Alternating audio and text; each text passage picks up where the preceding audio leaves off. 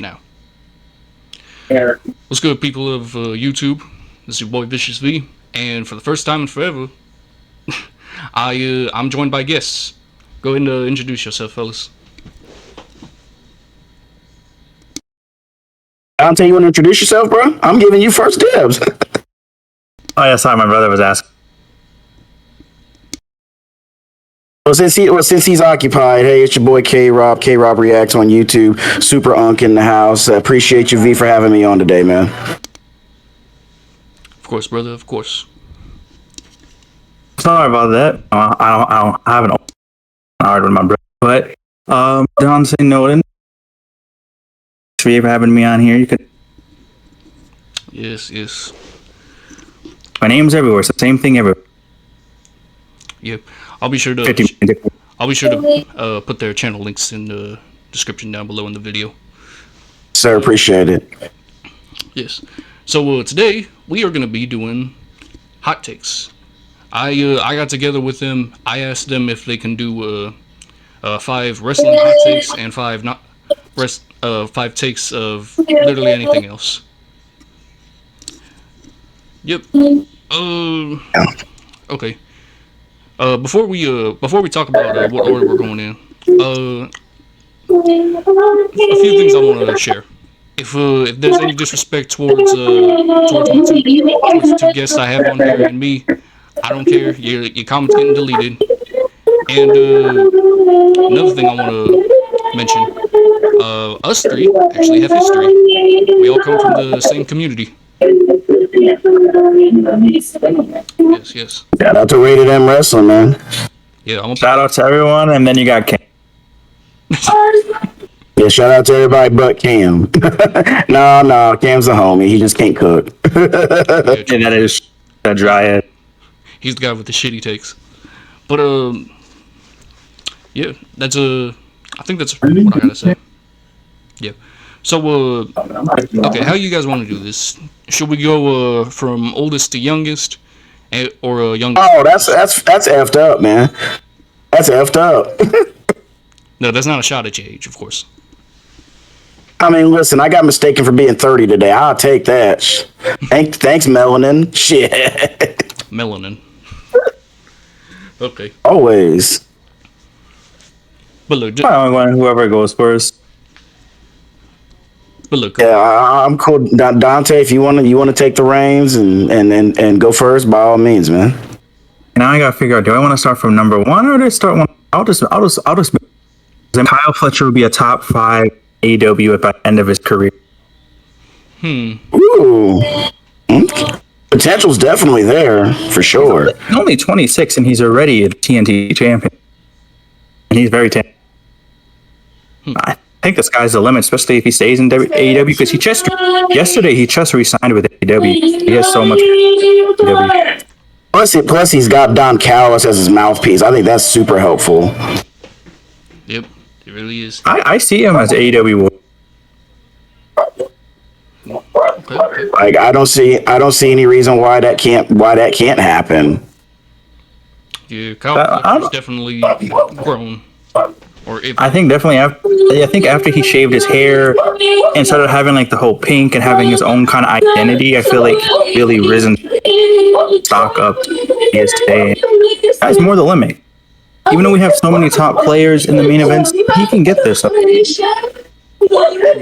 He definitely has a look that stands out, and plus, the shaved hair. You know what? He'd be the first wrestler or the first heel to get over solely wearing pink since Brett. People should wear more pink. Pink's a good. Pink's a badass color. What about Dolph Ziggler? Especially it wasn't his primary color, but yeah, I mean, I feel you. I think Kyle Fletcher has a much higher ceiling than Dolph did, but I don't dislike that take at all. I don't dislike that at all. I actually thought I thought it was a good take because I was like, I needed something for AEW. I think it was Cameron Lewis brought a mention about like Kyle Fletcher. Oh yeah, just made a show about Kyle Fletcher.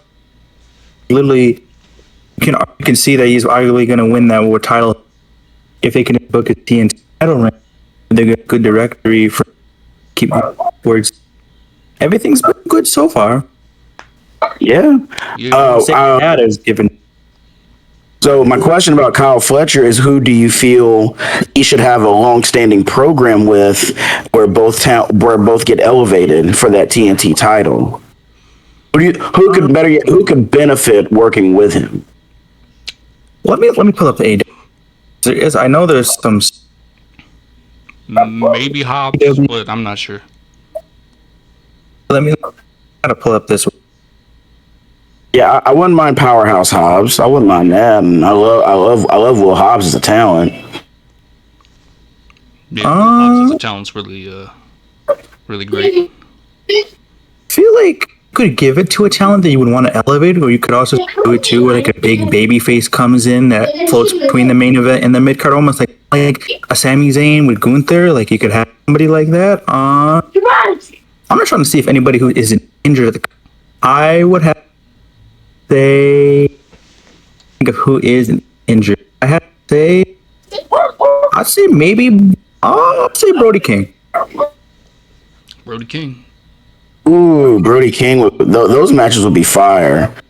With Fletcher being a smaller heel and bumping around and selling for him. I think that could be over. That could be a long series, where maybe you do one match in the beginning, and then usually later on, maybe Brody finally. Yeah. Billy. That's definitely a possibility. And I would like to see Brody King. Or this might be a random one, just because I feel like this might be the direction where they're going with Okada. Is that Don Callis has been saying for the longest time that Okada is the best Japanese wrestler ever. Maybe if you have Cash going after Okada, maybe that partnership kind of falls through with Don Callis. Maybe do a Kesha and Kyle. I don't know, because there's history and they're big, great friends. I don't know if they're going to do that, but that is a bit of a possibility. I think those are the two you could really look at. But I think Brody King, very good choice. I feel like they always put Brody King as like lion. Okay. Sounds pretty good. So who would like to go? I'll go next. Go ahead, brother. Yeah, I'm here. I'll start off with a non-wrestling take I have. I've said this before, like once on a watch along, and that is in terms of Kendrick Lamar's best songs, I think TV Off is better than Not Like Us. Everybody glazes Not Like Us for good reason. But I could also see where, folks get lost in it and then forget about some of his other tracks. Yeah, true. I could see that and understandable. I can understand hot take. I suck at music.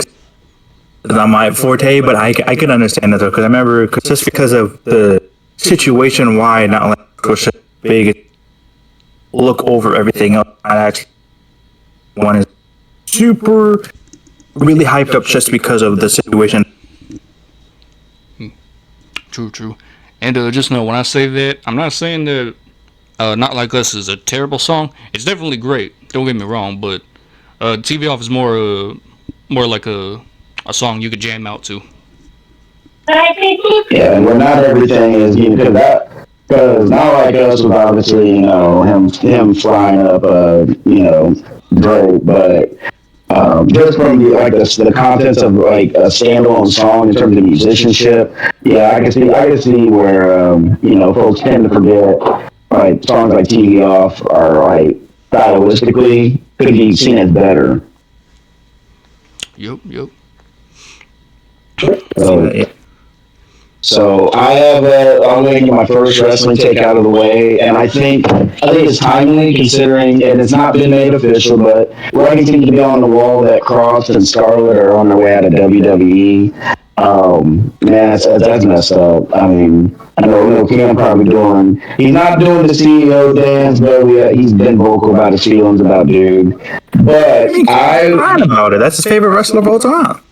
All time, so it's belt to ass. Beat Omos and Tokyo Dome. You know what I mean?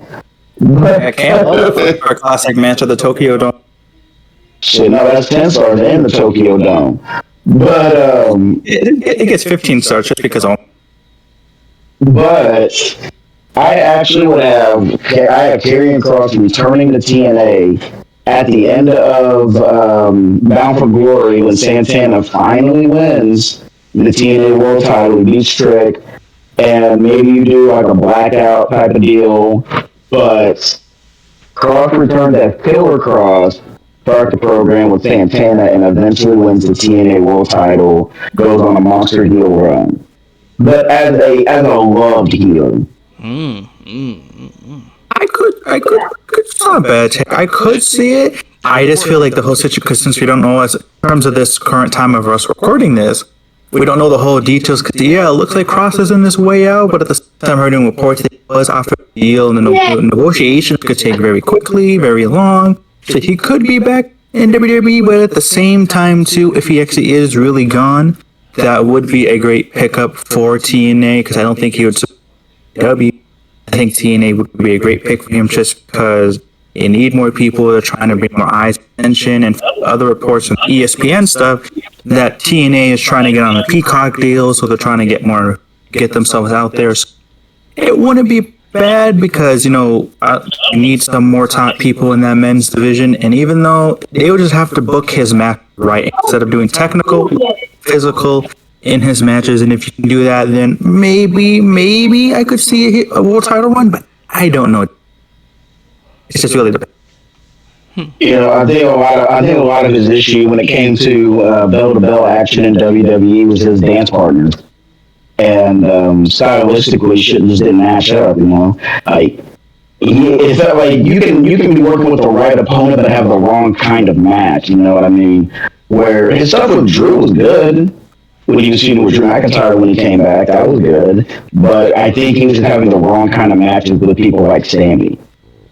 I feel like him and Sammy could have worked. They just needed to stop making Kross. I think we've heard Lewis say this much times. Another one I've agreed with is stop making him be a technical person. Let him throw around people, beat him up, clothesline, forearms. Let him do all this stuff and just beat people up like he's doing NXT. Just let him be physical. He is. That's it. That's it. That's why it was so interesting. And if they did that, that probably would have been made more accepted to Karrion Kross and more happy for him, because it did really suck that you had 3 to all right to mid match. It really sucked. It was a complete pain in the butt to even think about. But I would have him come in and immediately start feuding with Santana. He beats Trick, and TNA gets the world title back only for the moment to be stolen away, and then Kross comes in with heat, like immediate heat. Yeah, I could see that, but for me, I would honestly say I would maybe pull back on immediately doing that, just because I'm still a bit mixed on feelings of how they didn't give it to Santana at whatever. They should have done it then. That sucks. Yeah, and they should have done it then. And I just kind of feel like you want a next big face of Santana, because I feel like Santana is good for, I think, outside of maybe going to WWE, I think he's going to stay in TNA for a very long time if either guy. So I feel like they kind of want to keep him as that championship. I kind of feel like maybe they bring Kross in, test him out in the mid card, and like build him up as a monster that's slowly coming through. And then if he does good enough, come to the main event. It's kind of almost like how we just saw the Indy Hartwell match for Tessa Blanchard. We were like, "Ooh, that was bad." It was one of the worst matches this year. But like, we're like, okay, this is a even as much as we don't like Tessa, this is a test for Indy to see she's getting better. She's a great character work, all that other stuff, but this is a real test. And I'm still having a little bit of hope for her, but it's not looking good. But I kind of just feel like, we should test out Kross. Things could backfire immediately. But I see your point, though, because TNA is trying to build up the roster, get people. They've been signing so many indie talent. Like, I think right now, there's talks for TNA to get Lena Kross, but also AEW is interested also getting Lena Kross. So they're slowly building TNA people, because TNA doesn't have a lot of people that are for the. That's also a good point, but he had his best run in TNA as Killer Kross, and I think that would be the best way to establish him. But That's my first take. Dante, we can rotate it back to you, puff, puff, pass, and rotate back to you. So what you got next, man? Do I have? Yeah, I'm trying to see if I have a multiple AEW and WWE one. See, this one is my more medium take. It's nothing super crazy, but I feel like people would disagree because you know how the internet is and how brain dead they kind of are. But I said my number 9 take is I'm doing this so out of order. I'm just picking one. Chris Statlander is a top 10 women's. Top women's wrestler of all time. I forgot if I said all time or I think I said currently. I don't remember because I remember I had it, but I forgot to wrote down what. I think I'd say probably currently she's a top 10 women's wrestler right now. In terms of all of like current wrestling, I think she's very good, very talented, and just kind of waiting. I feel like I wish they would put the world title on her already, but I feel like there's the rumored already made women's tag titles are being a thing. I don't think they're putting her in that world title thing just because from what I remember what Cam saying was that a lot of the women got injured in that battle royal, Latino battle royal, so they're holding off on doing it right now. But I feel like Chris Statlander is like one of your other top in wrestling that is just very good, very. And I see, personally, my all-time favorite in AEW, not a WWE, but outside of that, I feel like she's a very talented wrestler and has had to put on a lot of great. I see where you're coming from. I thought it was You more. want to complain out of me? What was that take? I just thought it was a more lukewarm kind of take, just because, well, I think majority of people would probably agree, but at the same time, there's always going to be those people be like, "Nah, my favorite's over this one." I'm like, I don't care. We're putting facts here, not your. Yeah, facts. Yeah, that is my second hot take. And next to you, V. Okay. Time for me to talk about a wrestling one. Wrestling. Yep. I got a last one take. Mo actually talked about this before. I think it was like last year he talked about this. But WrestleMania 30 has to be the most overrated WrestleMania there ever was. Whoa, wow. Okay, I missed Mo saying. I must not have caught that. Shout out to the homie Mo. Oh. Yeah, because I'm gonna be real. Yesterday I tried to finish WrestleMania 30, but I couldn't get. I only got through half of it because I got tired and I was trying to make sure everything was complete before recording.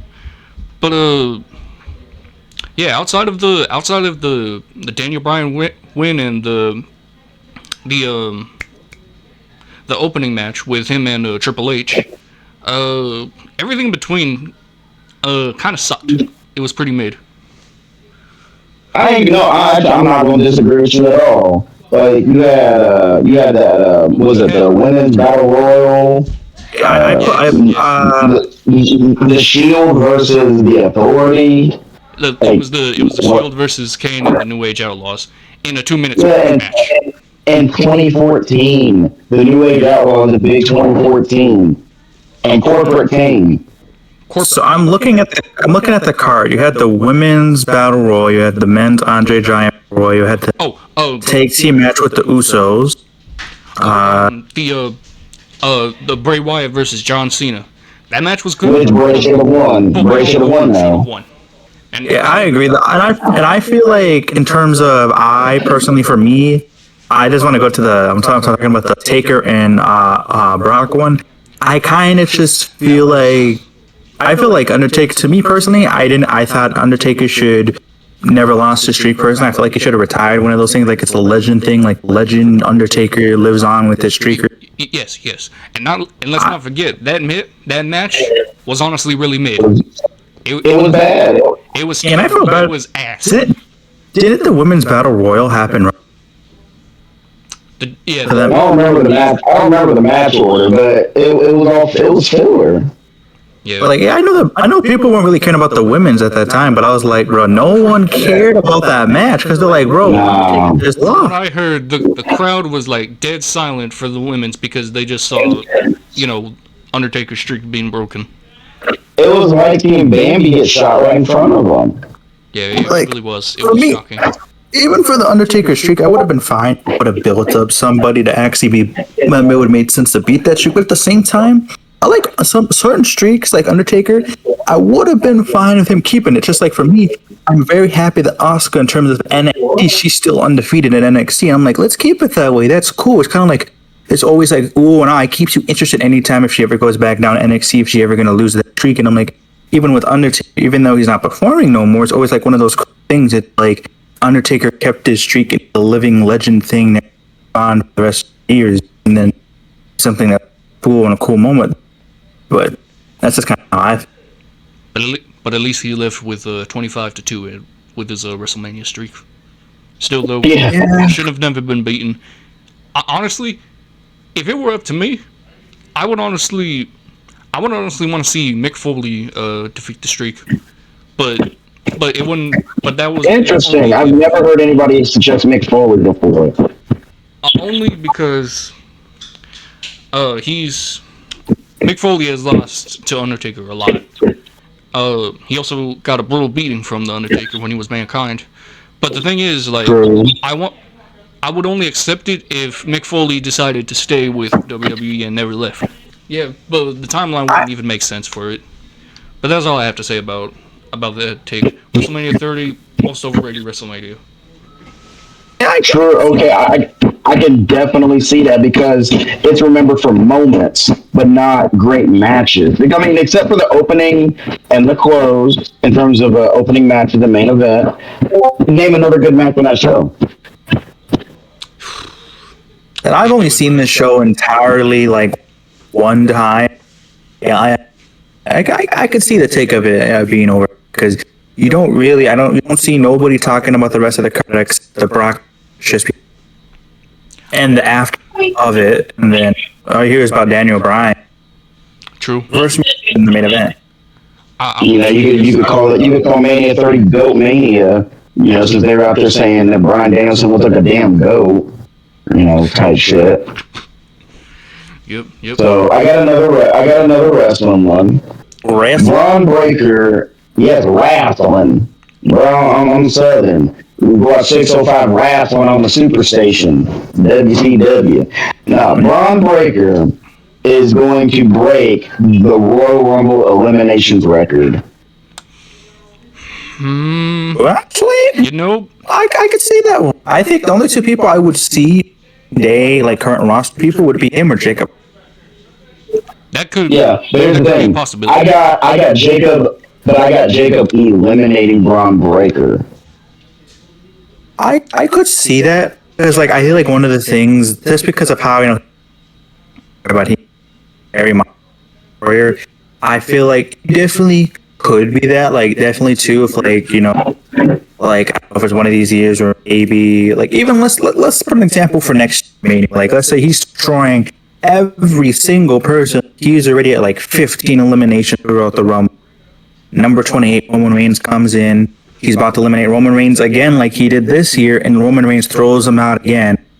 Built to the Mania match. But like he's a dominant, scary force. He took out every single sparing people left, right, and like I could see it because to me, I see the dude as a WrestleMania main event.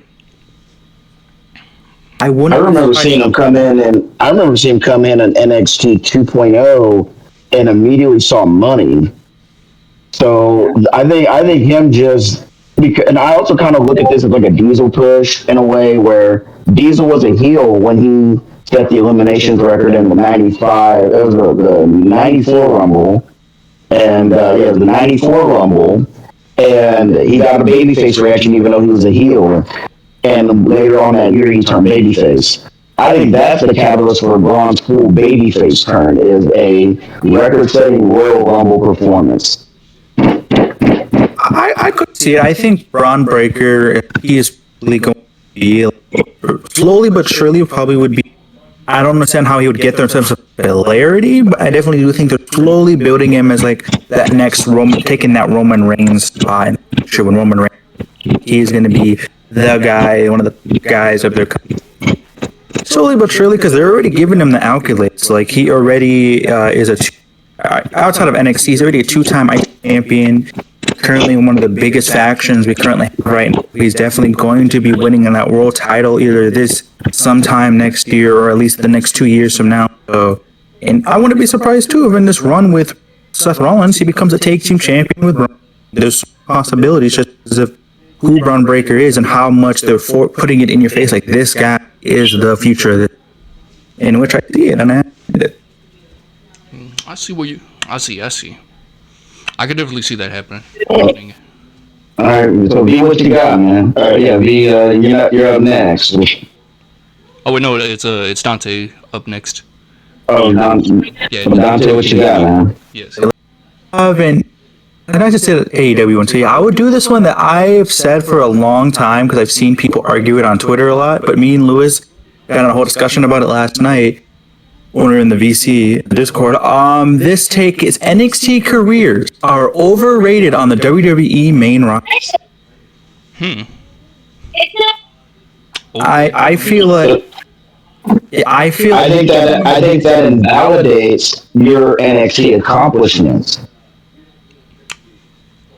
The reason I agree they're kind of overrated because I feel like too many, I was just saying it today about someone about Roxanne Perez.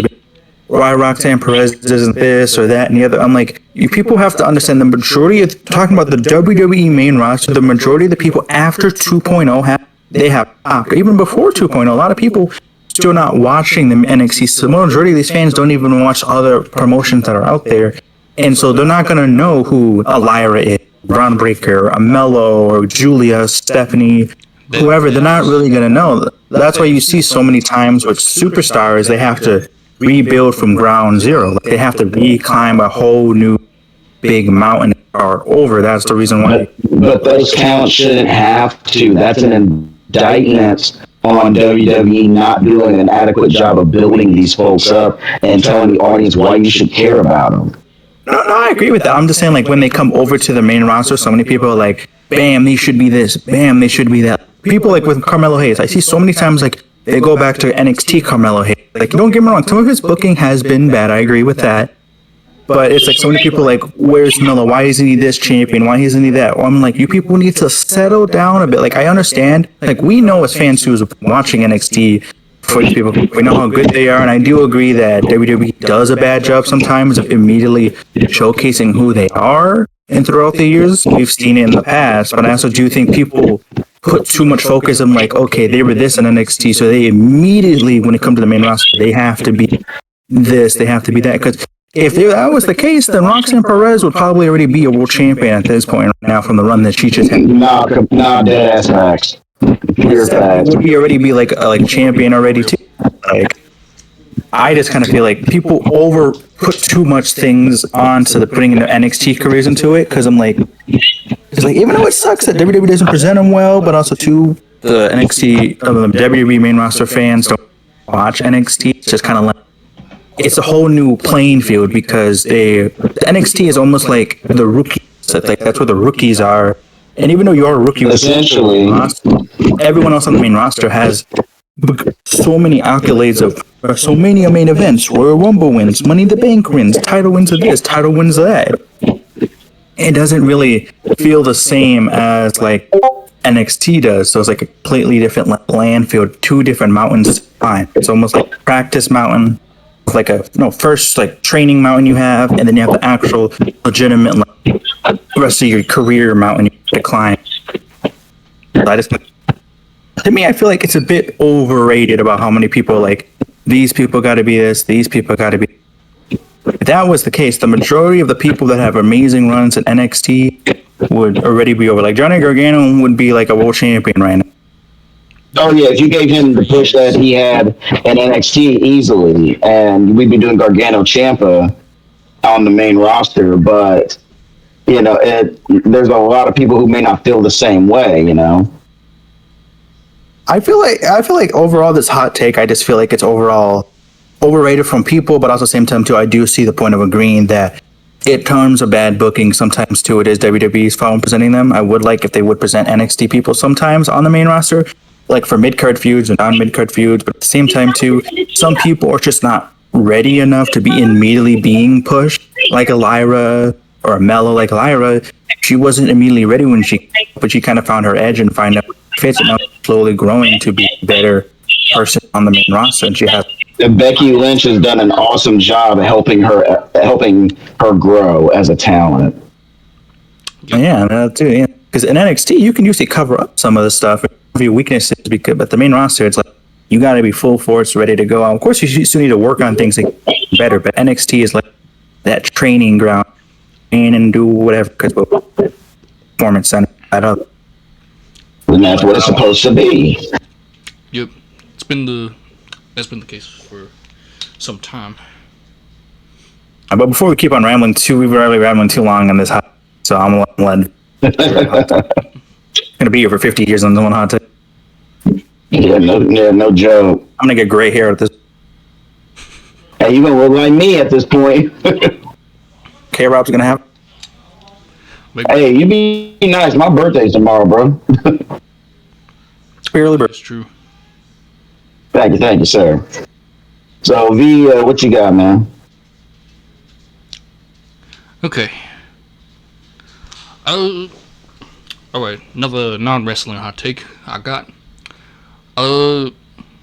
Back in 2005, the year I was born, there was a movie called Robot. Oh, why you gotta say that? Yeah. At least I'm not saying me. I was born in 2003. Yeah. Sorry. My bad. But 2005. So there was a movie from Blue Sky Studios, the people who made Ice Age. They made a movie called Robots. And my hot take is that this movie, Robots, is the most underrated movie of all time. I have never heard of it, so you gotta fill me in. Oh, really? This movie? I remember this movie. It's a good movie. I like it. Yep.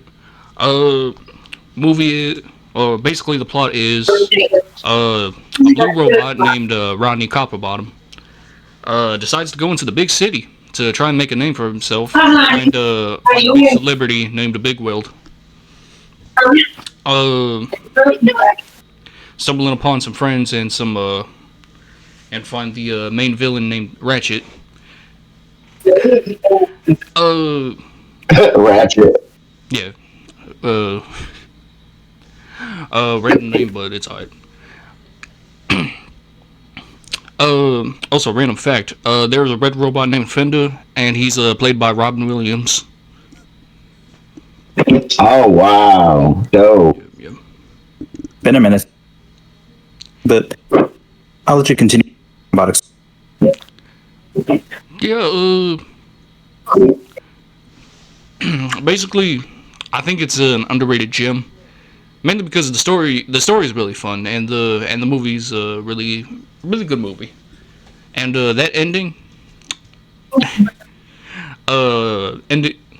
the movie ending, it ends off with a song. I definitely recommend checking this movie out if you have the chance. I think that'll be a movie that's available for streaming because you got my interest, and I kind of want to, look into it. To me, I remember seeing the movie. It's been a couple years since, at least from what I remember. I remember enjoying the movie. I would say that it's underrated. At least for me, from what I remember, I enjoyed the movie, and it was a fun movie. It really was. It really was. At least from what I remember. All right, so It's definitely my 5. Sorry. You said your top 5 most underrated movies. Oh no, it's in my the movie Robots is in my 5 favorite movies of all time, but it is number 5. It's under Rush Hour 3, Avengers Endgame, Shrek 2, and Diary of a Mad Black Woman. Abe. Now talk about Tyler Perry before black folks got sick and tired of all his movies. Yeah. Cause I don't be messing with Tyler Perry like that no more. So my first non-wrestling hot take is a football hot take. Now keep in mind, I am a Rams fan. I live in Missouri. I've been a Rams fan damn near my whole life. They're not there anymore. So it is Chiefs nonsense everywhere. And it's always been like that. It's not a new thing, But, so with the Patriots or the Chiefs, yeah, might as well be the Patriots. With all their success, it's gotten, the glazing's gotten out of control. But My hot take this year regarding the Kansas City Chiefs is that due to a weak running game and a weak group of wide receivers and a really tough schedule, the Kansas City Chiefs will not make the playoffs this year.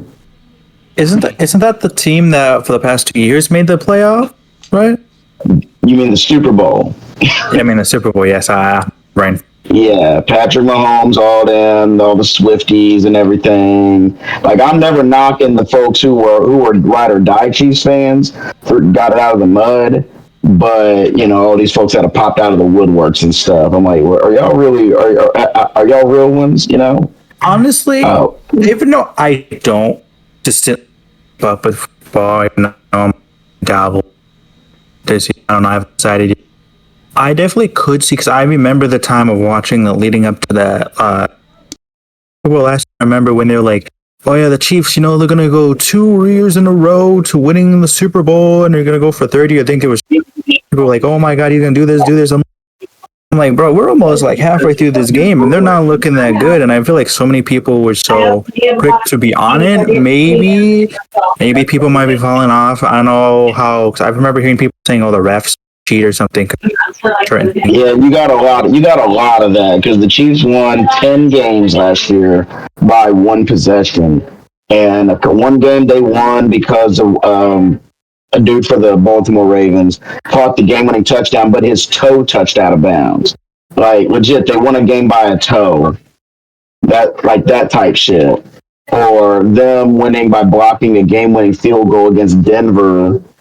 I kept saying they got a butt whooping coming. I just don't know when it's coming. And lo and behold, it was the Super Bowl when they finally got their comeuppance. But I just think they have a lot of things working against them this year. And their schedule's tough. They play the Eagles, who beat them in the Super Bowl. They play Detroit, who won the most games in the league last year. They play Washington, who hopefully doesn't have a sophomore slump with Jaden Daniels and adding Deebo Samuel, where they could possibly go on and make a Super Bowl run. Like, they play the Ravens, and their division is tough. I just think that worst case scenario, they could legitimately miss out on the playoffs. And I just want to give a shout out to my daughter, who just came up and gave me a snack cake, gave me a little Debbie right now. So thank you, baby girl. You are the best. Before the last thing I'll say on your hot take, I definitely could see, because it could be one of those things like everyone was riding the hype, but since they lost, people could. I know football season's starting soon, right?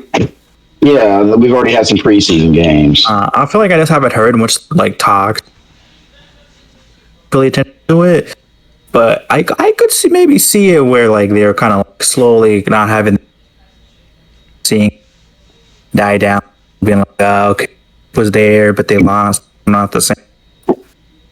Those people, truly fans, and that happens a lot,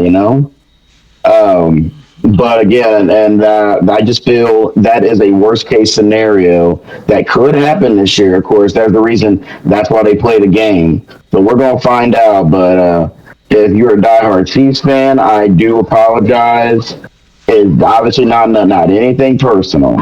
It's strictly on the field, and I'll leave that at that. But yeah, I want to get a few NFL related takes in, since we've got some. We've got some preseason ball under our belt. Last night, as a matter of fact, an unofficial NFL record was set, y'all. Rookie kicker Cam Little of the Jacksonville Jaguars kicked a 70-yard field goal last night against Pittsburgh. 70 yards, and unfortunately, because it's not a regular season game, it technically doesn't count.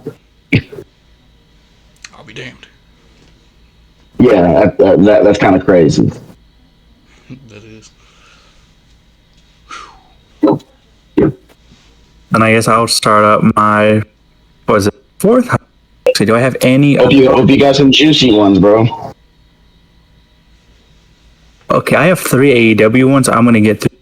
I'm gonna say that I'll do this one. FTR is a top 10 greatest take all of In all of us. Throughout the history of wrestling, at least that's what I wrote down from yesterday. FTR is a top 10 greatest take team in all of take team.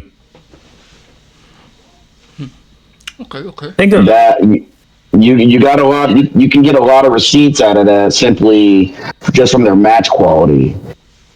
from the match quality, but also too they're very good at just we've seen in AEW can just constantly just reinvent themselves, re-get themselves over time and time. Just be very good and consistent the entire time. Yeah, and they're the tag team that everybody can have at a minimum a good match with. It's rare for them to have a bad match. I think they could be consistent. I don't really know what would be like old list of 10 take teams of all time or current we have from wrestling, but I definitely there is one of the good, very. I think they're the best current tag team, but to put them in like ranking all time across all promotions, Wow. we would be, but I don't know if I'd put them in my top 10 because for as good as they are, and they are, basically they're a modern version of the Midnight Express, and I always thought the Midnight Express never got their due, especially like from folks that only watch WWE, yada yada yada, that don't know better. But I think easily best tag team in the world today, and it's not even close. Oh, for sure. Like, yeah, because even if you look from TNA, watching this, can't really say, even though I don't know if they, no, they do, but I haven't really seen anything crazy as of late. In terms of NXT, the last thing they had was Fraxium was the last very good thing. Main roster, their only surviving thing is Smack, but we haven't like a very good Smack take. Good title. I mean, So, no good title reigns, but plenty of excellent tag teams. yeah, excellent tag teams, just nothing that's had a good reign or consistent feuds until probably this year with the Smack division. Seen a consistency of them being great. I feel like FTR has probably been the most consistent thing with at least takes in general, even if they're not. So I have an AEW hot take, and I actually just thought of this and we don't have an overabundance of managers in professional wrestling, not as many as I'd like to see, because I'm really big on managers having prominent roles on television. Stokely Hathaway is the most underrated manager in all of wrestling. Say it again. I said Stokely Hathaway is the most underrated manager in all of wrestling. Oh, okay. I could see that. That man had me crying last. I think it was last week with the I'm short, bald, and I get no hose. That was so unexpected. He doesn't get enough TV time, but he always maximizes his minutes with whoever he's working with. Yeah, he does maximize his minutes, even though I think like I enjoyed him. Like even though it was small for a little bit, because I have no idea why they stopped it. But the whole Chris Statlander heel turn, I thought the little pairing was good for a while. What they had, or even the pairing with Willow and Chris, I thought that was good. And I feel like this FTR thing also has been great, and that's like another thing adding to like my FTR one is them reinventing themselves. They added Stokely to it, and the more interesting you have that heel type of manager characters. I feel like Stokely is a very underrated one. He does very good work, and he acts great as a manager. Weasley little heel that's there, and you get annoyed and you hate him. Understandable. Yeah, that man on Wednesday. And that's one thing I think that makes him so effective. Besides his mic work, is the fact that you could be watching at home and see Stokely and then immediately think, I could whoop him. What the hell? What the hell is he? I could beat his ass. And it's annoying whenever nobody gets to him. It's classic. Chicken shit heel manager.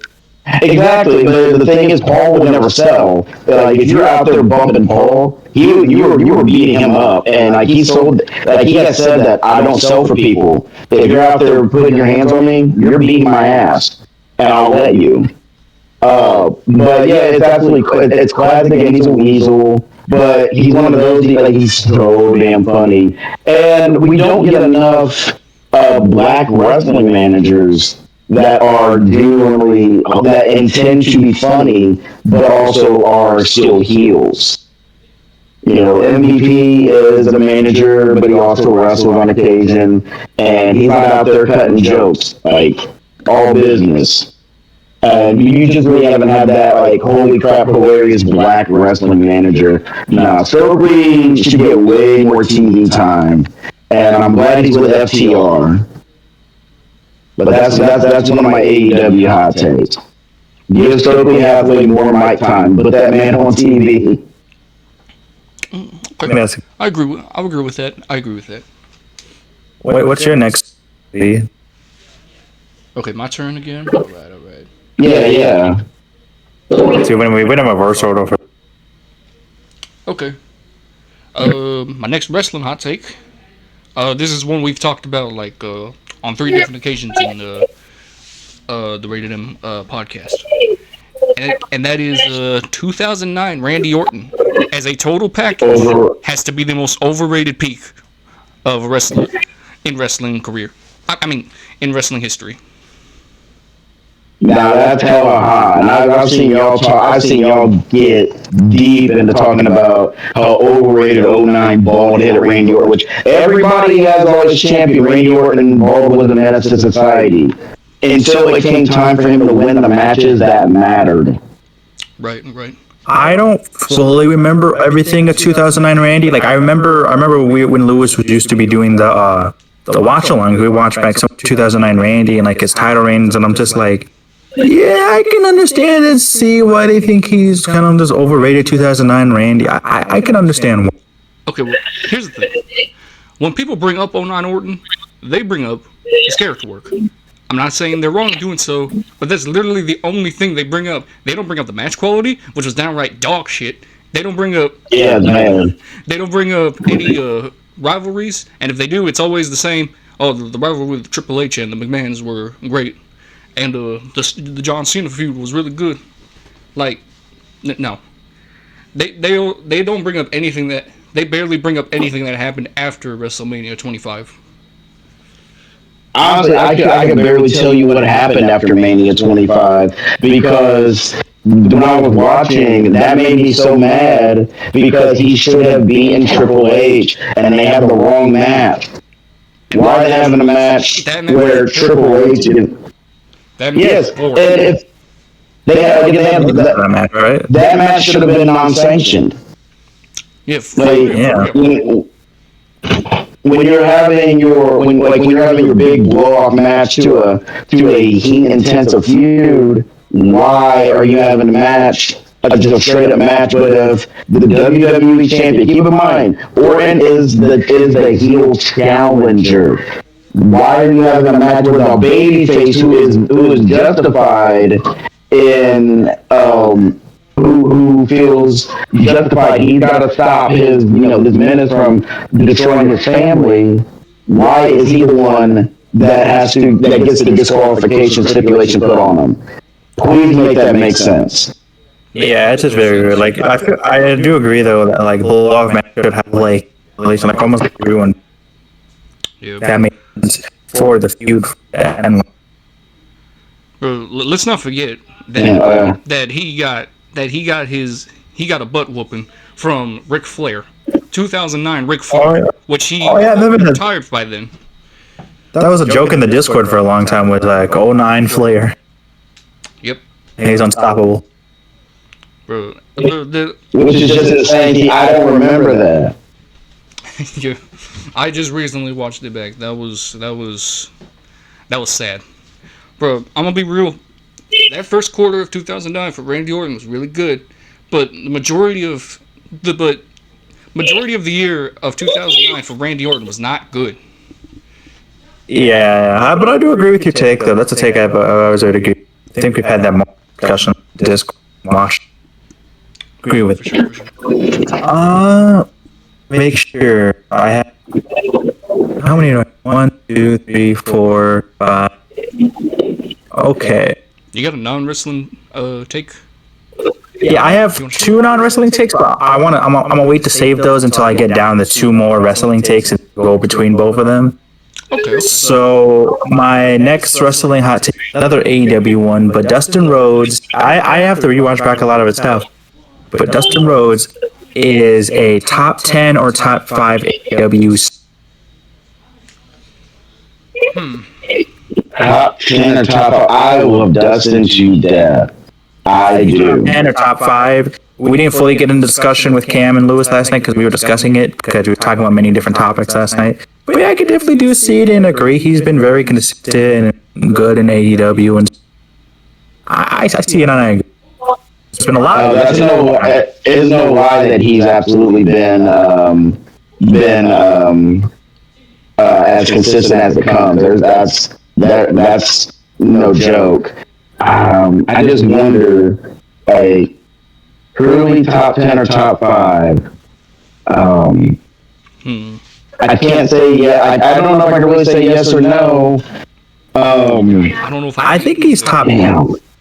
I think he might be top 10, but I don't know about top 5. I'd have to go back and look at all the AEW signings. And my history is kind of here and there with the AEW. Like, I've seen a majority of it, but I don't fully remember the top of my head. But I remember, I think I could see why he is in the top 10 in terms of AEW signings. I think that I don't know how high he would.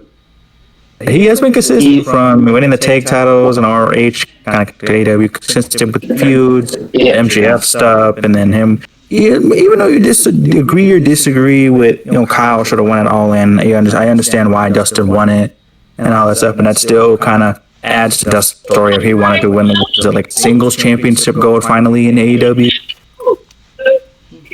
I can see it. I will say this. I will say he is their most. He's their most consistent hand, most reliable, and you can never have enough reliable hands. And he's been able to do anything and everything that they've asked him to do. He's excelled, obviously, the classic with Cody. I cheered up whenever he won the TNT title at All In. That meant a lot to me as somebody who grew up watching him in WCW as the natural Dustin Rhodes. But I don't know. I don't know. I don't disagree, but I can also see where folks will look at you like, excuse me. But again, I'm kind of down the middle on that one. Yeah, I'm understandable. In the middle too.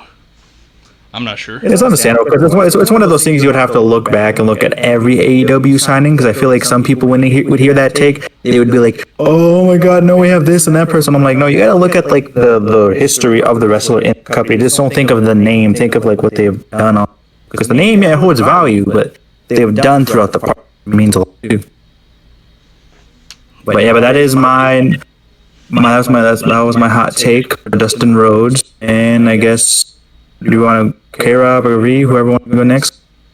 Yeah, I got one that's leans towards next WrestleMania, which I hope is not in Saudi. I know 41's in Vegas, but I just don't want to see a Saudi Mania. Anyway, based on the current trajectory of storytelling on Raw with Judgment Day, obviously they played the long game with this Finn, Dom, Liv thing, and going back to Finn setting Dom up with Liv behind Rhea's back. But I believe after WrestleMania 41, Dom and Liv are going to be the biggest babyface couple since Chyna and Eddie. And the star power it won't be as much in Liv, it'll definitely be in Dom. And also by then, coming out of WrestleMania, Dominic Mysterio will be the AAA Mega Champion. I honestly agree with that take, just because if you rewind it back a little bit and look at the landscape before Liv got injured, they were finally starting to push Liv Morgan as that she was going to be the woman. She was going to be that woman, and you could tell they were slowly starting to build up like they did last year's SummerSlam. As they were going to do that entire breakup, because I think from reports were saying that Liv Morgan was supposed to be this big chess piece for a lot of stuff they were going to do throughout the summer, and because of her injury, they had to change a lot of stuff. And I think I remember seeing reports that it was supposed to, a lot of stuff around Night of Champions was supposed to start with Dom, Finn, and Liv and Roxanne. Like later on throughout the year, we were supposed to get like a mixed tag match between the four, and like it's supposed to be Liv and Io at Night of Champions. So I definitely do see that they were planning on that too, because Dom is super over, and of course slowly bring him back as a face. And of course with Liv, she was still getting, even when people would boo her, she was still getting cheered as a heel. And as a matter of time, when she comes back, she's going to get one of the biggest babyface reactions ever, just because she has evolved so much. Company. Now, it won't be to the level of Rhea, because I mean, God bless, Rhea is on that Stone Cold trajectory. We're keeping it a buck there from a women's perspective. But Liv is going to easily be, I think, if you move, especially if we do some roster shuffling. If you keep Liv on Raw with Dom, they're easily going to be the most over act, but Liv will be the face of the women's division as a baby face, depending on who the top heel is.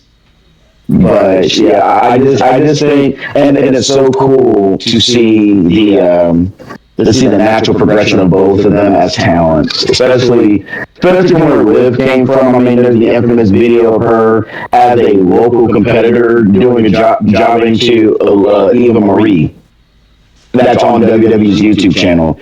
She's come from that where she is now. Yeah, because I remember I was always been a fan of Liv Morgan. I remember watching. I did see her in NXT, but I first saw her in the Riot Squad, from what I always remember. But just kind of seeing her growth and seeing off like on the internet, seeing her growth of her working hard, and then you look at the 20 turn of Liv Morgan, current Liv Morgan that we have, it's completely two different people, and you finally can someone who generally deserves it, put in the hard work, actually got better, and she's now one of the top women with the likes of Io Skies, the Biancas, the Rheas, and multiple other women in that echelon of people, and you can tell that WWE really loves and likes Liv Morgan, presenting her as one of the top women, which I wish she didn't get injured, because there were so many things she probably could have had with Liv Morgan that would have been really good. So I definitely do take too, because I think it's this coming up Saturday, Triple Mania. I see Dom winning. I think he's the odds on favorite to win it, and I wouldn't be surprised, because if they are running back AJ and Dom for Paris, I could see Dom dropping that title, keeping the Triple H. Exactly. Right. I don't know where they're really gonna go, because the whole Liv Morgan injury really plays into where are we going. Because I think Liv supposed to be out for 6 to 8 months, so she could maybe she comes back at the end of the year. Maybe she's a Rumble return. I don't know. We really have to see what the landscape is in these next couple of months. But I definitely can see the future of you. So that's my take, which also, I mean, I'll throw in, if Dom's going to win the Mega Championship, that gives us an opportunity to see more of Mr. Iguana on TV. So I think that's a win-win for everybody. But B, what you got next? All right. This is just a random take I written down, and that is Markiplier clears PewDiePie in terms of content creators. I'll be the first to admit I've never watched either of those guys like that, so I'm completely Dante, this might be more your forte. I can kind of say on some of it, but I don't really know, because of PewDiePie. Like, I knew who he was growing up. I only watched him here and there. I watched more of Markiplier, so I could possibly see it just people really like love Markiplier and how really creative and content. But I can't 100% say, because I was never like a diehard, like, oh, I'm watching PewDiePie. Even the same thing with Markiplier. I watch Markiplier more, but I was never like diehard people like, oh yeah, I love Markiplier, I love PewDiePie, but I could see it maybe use creativity. Yeah, I said it because honestly, I think Markiplier is more entertaining. I could hardly get into watching PewDiePie's videos.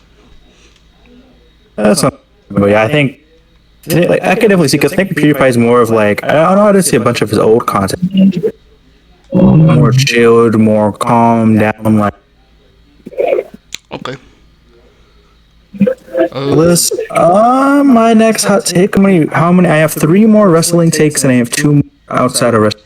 Do one more wrestling take, and then we can finally. I will say. Ooh, which one do I want? These next two might be a bit controversial for people on the internet. Ooh, I will do, since that is my last AEW one, I will do a WWE. My next one is Jade Cargill is one of the worst WWE main eventers. If she could say, I'm gonna say not yet. not yet, yeah. I'm not saying like not. Like, I understand like not yet, but in terms of like how they've been pushing her and how they've like see they want her to be one of the next main eventers. I feel like they have done a horrible job since the beginning. Like, don't get me wrong, Jade Cargill has been taking the steps to slowly get better and better.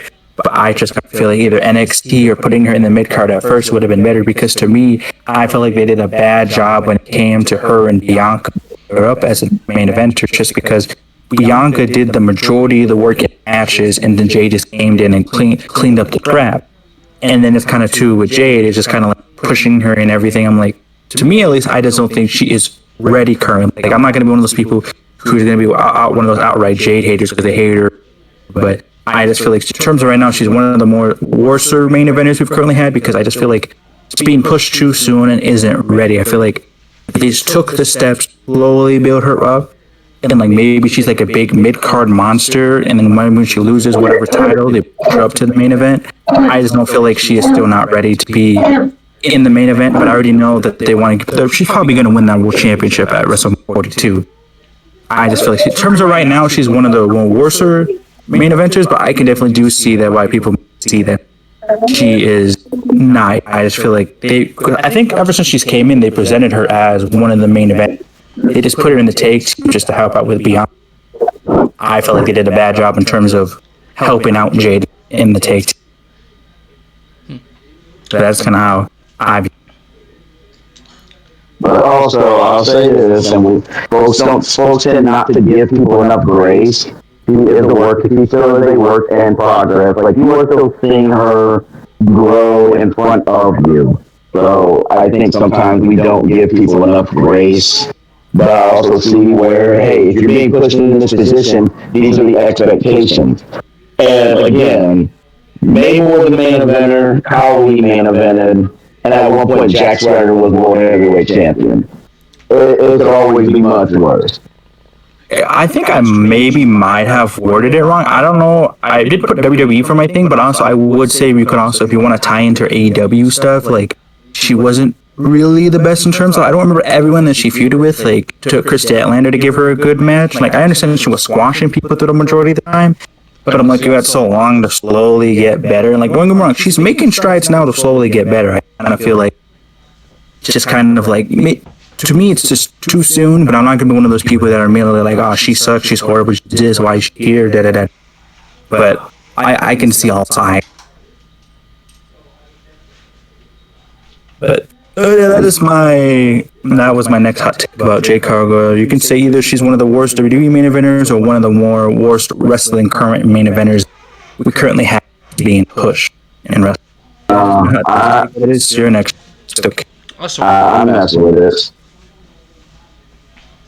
So for me, I'm very invested in this Charlotte and Alexa thing, because it's really the first time that Charlotte Flair has been able to offensively just be herself, like Ashley Fleer as Charlotte Flair, and people naturally resonate with it because she's always said trying to, be Charlotte Flair all the time. Like, Charlotte Flair's not relatable. She said, I just want to be myself.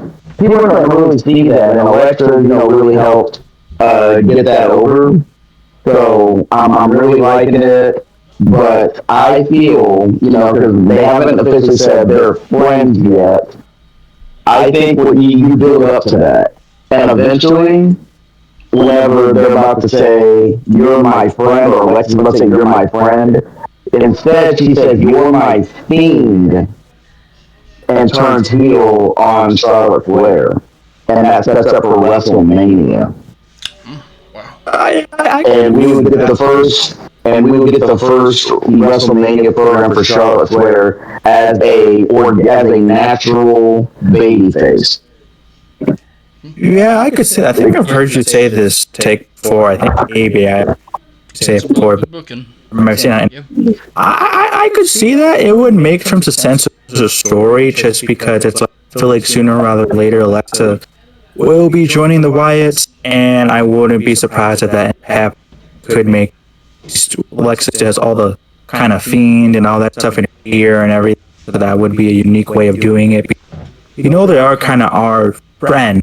Instead of say it, it could be like one of those things where like maybe they lose the take titles of like, I don't know, the Rumble, and you know, they're like, but Charlotte can be like, and Charlotte finally says, "You're my friend, right?" And then Alexa says, "Oh, you're my fiend," and then I don't know. I think it would be interesting. Like, I think also too, for them being in the tag division, it helps out the tag division so that could build up the chemistry and the organicness of Charlotte Flair over between the two. You know, I could see it. It would be an interesting twist, and like you said too, yeah, it would give Charlotte Flair an organic babyface feud going into what I want to cheer Charlotte Flair for. Could easily build up to if it were. Depends on, because even though the tag division ain't the best, it just really depends on how they build the story and their feuds leading up to get people to continue to care all the way to when they eventually split up the title. Exactly. And all it comes down to is finding a way to get people to truly care about the story of Charlotte Flair and Alexa Bliss, where people finally realize, you know what, I feel really bad for Charlotte. The first time she actually tries to reach out, or somebody tries to actually befriend her and say, hey, you know, you could use a friend or whatever. And she finally lets her guard down and then it bites her in the ass, and they do it in a way, like, I don't know how, like, where you would get the heat, or how you would do it, but, like, would you actually want to have, you know, maybe Charlotte bleed? Because we all know that Alexa as a heel is way more vicious than Charlotte Flair as a heel. So I feel like eventually when Alexa does turn here, I still see, no matter which way it happens, I still see her joining the Wyatts. I feel like definitely that was pop. I think that was the original plan, her to be with the Wyatts anyways. I feel like it's sooner rather than later, and I feel like that's maybe a way you can go into it, and then maybe, I don't know who would they bring in or what they would do. Maybe bring Bayley into it, so you help her against Paul Charlotte against the tag team division. So Wyatt's gonna put the tag titles, and there's so many things too. It depends like how they would do the heel turn for Alexa, because Alexa, she's only like 34 right now. She says turned 34. I think she is. yeah, she just turned 34. She is so freaking over it. It's absolutely crazy. Like, I think she's probably one of the most, outside of Rhea, she's probably one of the most over women in the company. So I wonder how they would do it here to make her simply like maybe she just beats the living crap. Like, let's say it's the Royal Rumble. Let's say it's her versus Rhea. Hold on, y'all. I think I got some breaking news. Like, because this just came across my YouTube feed. Killer Cross's official YouTube channel. He is live right now as we're recording. And the video says, my WWE contract ends today. So coming from him, he is talking about it right now on his YouTube channel. Karrion Kross, Scarlett, they are officially done with WWE. Oh, so just had to pass that along. It is happening right now. Yeah, I just put on, I think it's one of those things where it's premiered the video, so it's like, to me, I'll just, before we get back to your hot take, I feel like with the Karrion thing, I could feel like could be that Kross is gone. It just, I don't know, it feels a bit weird just because I see both sides of where Kross could be gone and where he isn't, just because it's kind of Triple H did do him kind of dirty at the press conference. He's like, "Oh yeah, I hear you guys. You said you guys we want Brock. Okay, yeah." I'm like, "No, bro." And that pissed me off. Like, come on, dude. I was so annoyed about that, but I could maybe see it could be work just because of the story and like how some reports were saying that like Scarlett and Kross were supposed to be at that Raw Monday, but they're not. They didn't book him for travel, didn't book him there, but at the same time, two wrestling companies don't know if they're able to approach Kross and Scarlett because they have no idea is it work or not. They're kind of waiting to see because it is kind of confusing, because it definitely could all be a work. They could do it like almost like a different type of version of R-Truth. oh, he's actually gone, and then he makes some big route appearance. We also still haven't gotten the whole promise at the end where Sammy and Cross had is like, okay, if Sammy lost, you gotta admit that Cross was right, and if Sammy wins, then Cross gotta admit that he's wrong. So we still haven't got that in terms of the end. So I don't know. Maybe they could be building as like a story of giving you anticipation of like, oh, he actually is gone, but no, he actually comes back to WWE, trying to say, oh, it's all a work and all. Some talent from reports are saying they don't know. It's like a real actual work. Exactly. Well, you know what? After the way that Seth worked everybody with his injury, I can see where people might feel a little bit jaded. Thus proving kayfabe still works. Yeah, I like that kayfabe. Like, don't get me wrong. I feel like people over exaggerate when they get like. I get annoyed with some things that kayfabe is broken, but I feel like the bounce that people get so upset over it is a bit much. But I definitely do like that Seth back a bit of kayfabe, even though all the reports kind of are there. It does bring a bit of level of interest to see where Cross is gonna go. And if Cross does come back, I am about to troll the heck out. I'll be like, your favorite wrestler's back. Boy, I can't wait to hear what he's got to say on the Raw stream tomorrow. He's probably gonna go off. I can't do as good of a Cam impression as Tristan can, but yeah, I could absolutely see it. So, but yeah, I definitely feel they're building something really special with this Charlotte and Alexa tag team, to where eventually Alexa turns on Charlotte, and for the first time, Charlotte was vulnerable and relatable. First time will look weak. Depends how they'll just overdo it like they did for this year's WrestleMania. Do it right. Really. Please let it be the complete opposite of the terrible build she had with Tiffy. Oh, yeah, I felt that build with Tiffy, I will probably either have it in a video or have like a short that I'm gonna do about it. But to me, I honestly, outside of, there's two things for that. Well, the first thing was, I do agree, Tiffany and Charlotte were both in the wrong in that promo. I feel like everybody, that's a whole messy situation with people, but that whole Charlotte feud, even before the Charlotte feud, they booked Tiffany's reign horrible, but I feel like that feud really put Tiffany in a bad light in terms of fans to saying that she's not ready, she's not good, she's not this. I always like to overhate on Tiffany. Same time too, it put a lot of just negativity for Tiffany and kind of unsalvaged that reign. And kind of sucks because the reign could have been good if they just did booked it right. Same time too, it was partly Charlotte's fault too for messing up that whole program, but also too WWE. Because I'm like, bro, how are you supposed to have Charlotte come back and then you put Tiffany as a face when she's never been a face? Because the fans did not care for no baby face Charlotte. Like, get that whiny bullcrap out of here. And Tiffany Stratton is not a natural baby face. She's been a heel her whole career, but the other issue you have too is that not even getting her heel, make her as a face. You make her as a face when she is the women's world champion. She doesn't get that time to slowly work as being a face to feud. She's immediately at the top of the division, being the champion, being a face. Then you have somebody who is going off script on you, bearing you even more, and you can't really rebuttal like you would as a heel because you're not a heel. Yeah, so it's just, it's not working. Yeah, it's not working. This Tiffany face run, it honestly feels really generic. She feels like a generic baby face. Yeah, I feel like she kind of lost a lot of the steam that she had. Like, I already knew her NXT championship reign was mid, and, she's not good on promos. I was like, whatever, but she still has the qualities that I would say. Like for me, as someone who's a main eventer, no matter who you are, in all three categories of in-ring work, character work, and promos, you should at least you at least need to be, to me, at least excellent or great at 2 or 3 things. And then I think good or great at least one of them. And then there's always those 2 secret things of either getting yourself very over with the fans or getting something that is over fans. And she has one of those things. She has the Tiffy time and all that stuff, and people love her. I just kind of feel like there's a better way. We could have just did this face turn and these bit her up to build Tiffany up to get better at it. Because they brought her in.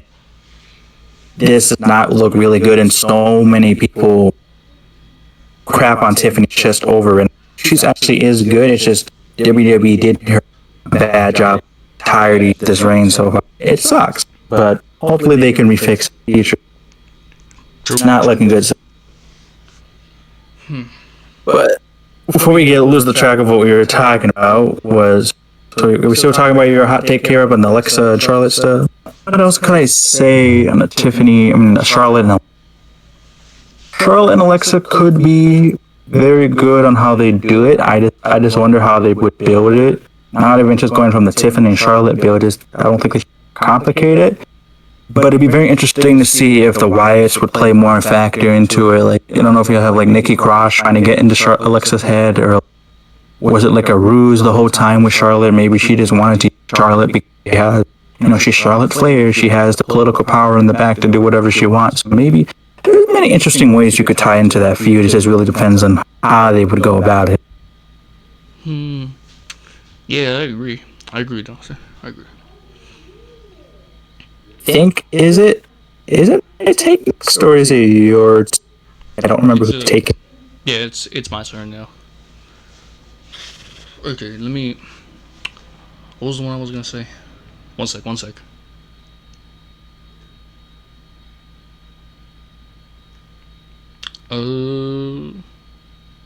Okay, I got it. So, my next wrestling hot take.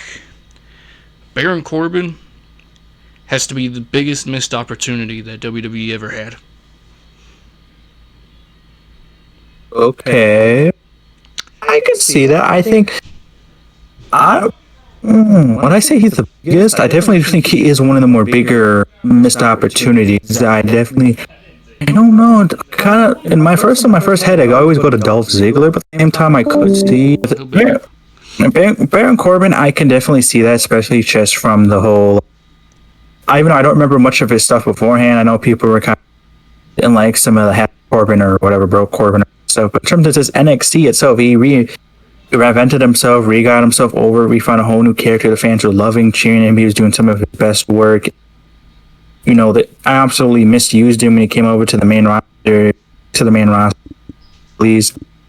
So I could definitely see like how they kind of really messed up Baron Corbin and how he could have been one of the bigger stars and fumbled ones, but I don't know. WWE does have a lot of people they fumble. Yeah, because the reason I say that is because he's actually a really great athlete, and his promo skills were okay. He could have done a little bit of work on that, but yeah, he was still great. He was still good nonetheless. Somebody said on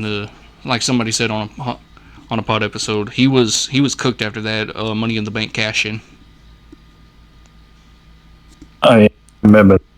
It was they kind of cooked him after that, and that whole story or whatever. I think something with JBL or whatever.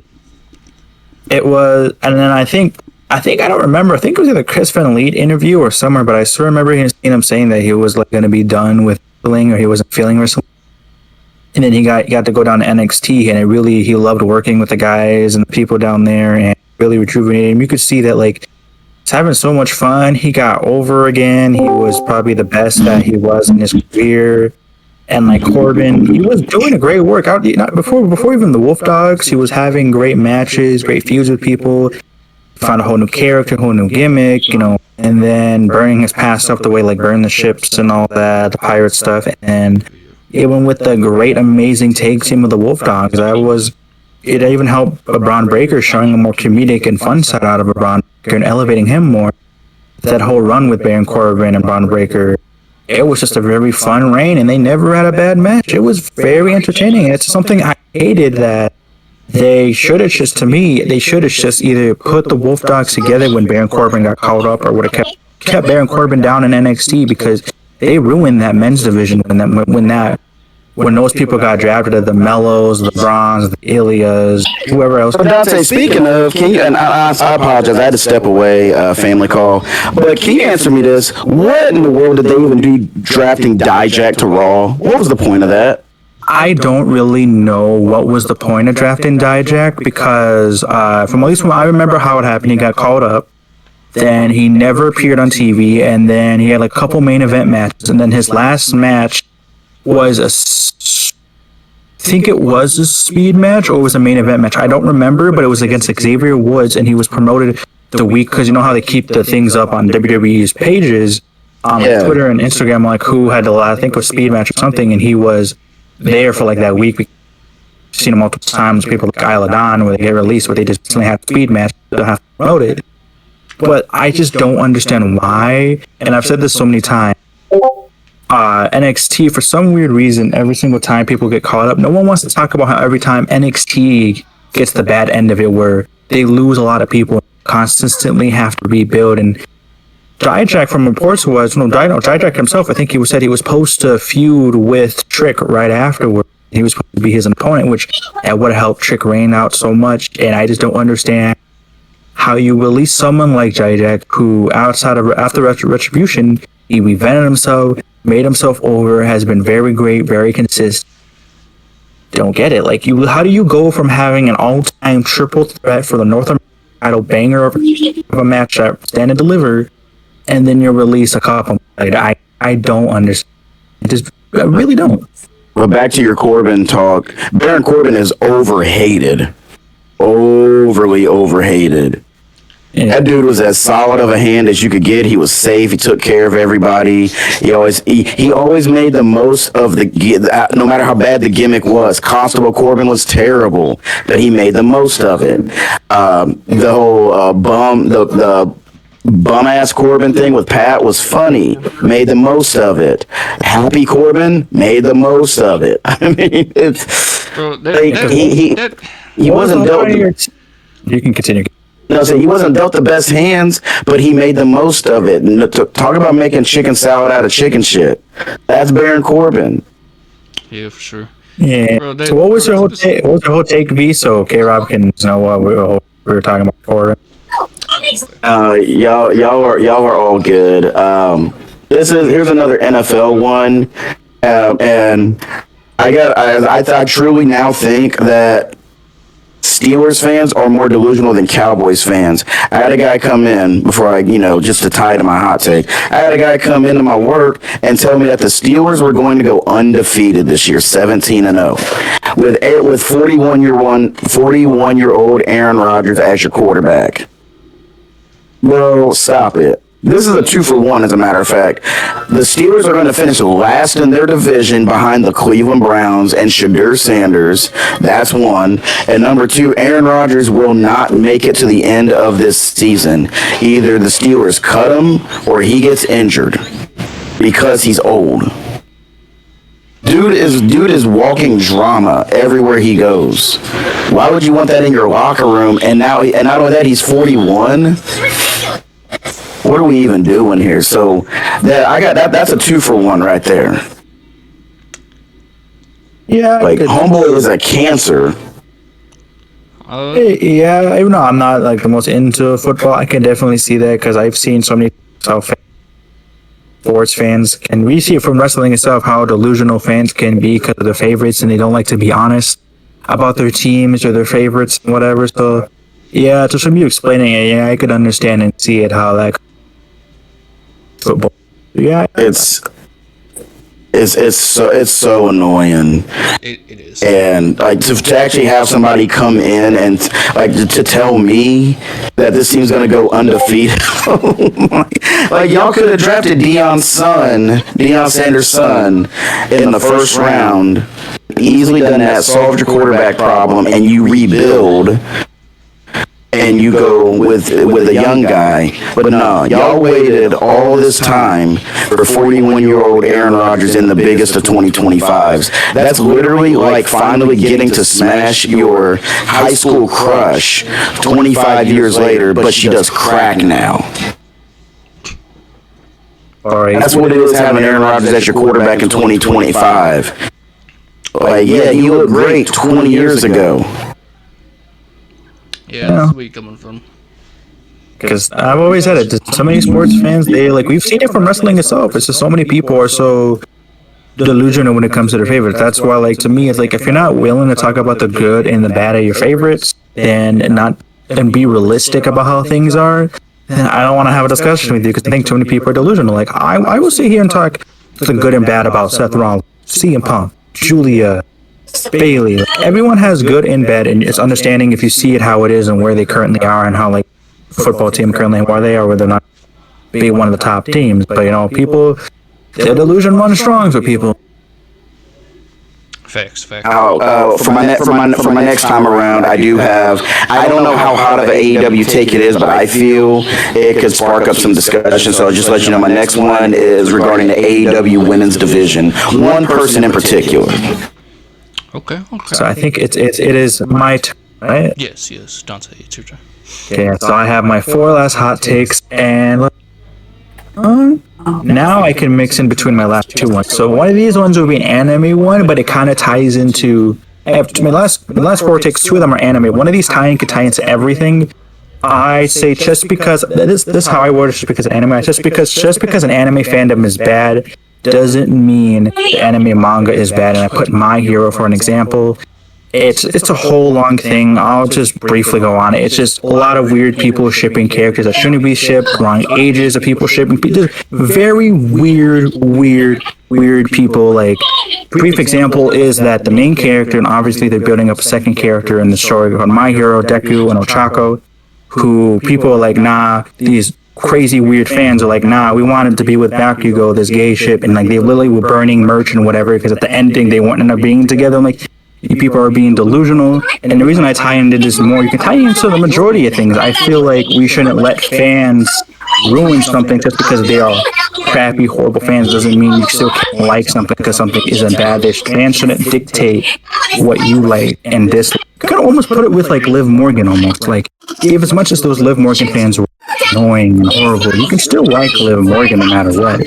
Don't listen to those stupid delusional fans that were there. So you can kind of see it in football, you can see it in NBA, you can see it in wrestling, you can see it in cartoons. Like, everything has some type of bad fan base, but you shouldn't let fan bases control that something is bad just because of the fandom is bad. You could be missing something else that's actually really good, but you're not taking the time to look at it just because of how the fans are. So I feel like, at least that's my hot take, because I feel like we see a lot of fan base, just because a fan base is bad, people want nothing to do with such either show, individual, or anything what it is. Yeah, crack ships ruin stuff for people. Ruin shows for people. Like, that's my brother. That's the reason why he kind of didn't like My Hero for a while. I've seen the majority of other people why they don't like heroes because of this, or even like. You could see it with like wrestling. Like, some people don't like nothing but Liv Morgan or Bloodline, Rhea Ripley, just any certain wrestler because of their fans of how delusional. And I've seen horrible fan bases of them just attacking people over content creators over takes and stuff. It's like, this is why so many people don't like wrestling, or they see the fan bases and like, oh, I don't like this, or sports fans, or football, soccer, NBA teams. Like, it's understandable. So. It's kind of almost like the K-Rob's last take of like just the delusional fans, them being delusional, you know, they ride or die for their teams and whatever. See the legitimate, realistic fact, what it actually is. No reason. I feel like it kind of ties into almost the K-Rob. Yeah, mate. Yeah, I'd say. That is my whole. I don't do stan culture, y'all. I really don't like that. That stuff's insane to me. Yeah, it is very. Like, I understand liking somebody, but if you like life or death, ride or die, like, you're going way too parasocial. I feel like with wrestling, it's kind of like a weird. We're not fully parasocial. It's just kind of like we support, understand certain wrestlers, but then you have those fans kind of. You need to go to a mental. Or you need to seek some therapy. Yeah, and that's why we always say Twitter is not a real place. Not a real place. It's definitely too many dumb people. But yeah, that is my one of my. Either. You know it's not. So whoever wants to go next, that was kind of like more of my end of my hot take. It kind of tied into K-Rob's, but whoever wants to go next for their hot take, go ahead. Okay. I'll go. And Here's how start off with or not start off, but I'll say another non-wrestling take. Okay. Okay. The big show here is Okay, I got it. anything you can't do. So, when I came back from a hiatus because I was moving, I came back to watch SmackDown with y'all, and one of the questions I asked was, who do you think is an overrated actor? My next hot take: Kevin James is the most overrated actor of all time. I don't. Not the first name not the name I thought you were going to say. What did you think I was gonna say? Kevin Hart. I mean, I like Kevin James. I look at him more as a TV guy than film than cinema. But I'd like to hear your thought process, how you got to this one. Okay. Well, honestly, yes, he's given us Paul Blart, but that's like the only actor I would say like he was really good at. But honestly, in his other films, like when he played Eric in Grown Ups, or when he played the President in Pixels, pretty underrated movie, by the way. It just seems like he was just there. Like he was just. I know he was like a side character, but it honestly just felt like he was more of a background character in those movies. Grown Ups, that was with Adam Sandler and Chris Rock, right? Yes. Okay, I couldn't remember up front. The last movie of his I actually saw was Here Comes the Boom, which I thought was a pretty lighthearted mix of comedy with dabbing into the MMA world. I thought it was harmless, but he's not the guy that I would have that I think of when people say overrated actor or actress, but He is definitely known. I dig it. Who would be an overrated actor for me? Like, yeah, I like Kevin Hart, I really do, but yeah, a little bit. Like maybe to a point that at a time there was maybe some Kevin Hart fatigue from people. Because between a stand-up and doing movies with The Rock and stuff, and maybe you just can't, catch a break, and like, can we breathe from you a little bit? For me, I would say Kevin Hart, but not like of all-time actors. I would need time for that. I couldn't really say rated or not, because the only movies I have seen of his, of course, was Mall Cop. I have seen Grown Up 2, and Pixels, Hotel Transylvania. I don't really know, because I never really paid attention fully to his work. At least from the stuff that I've enjoyed, like Grown Ups 2, I really enjoy those movies and good in both of the movies.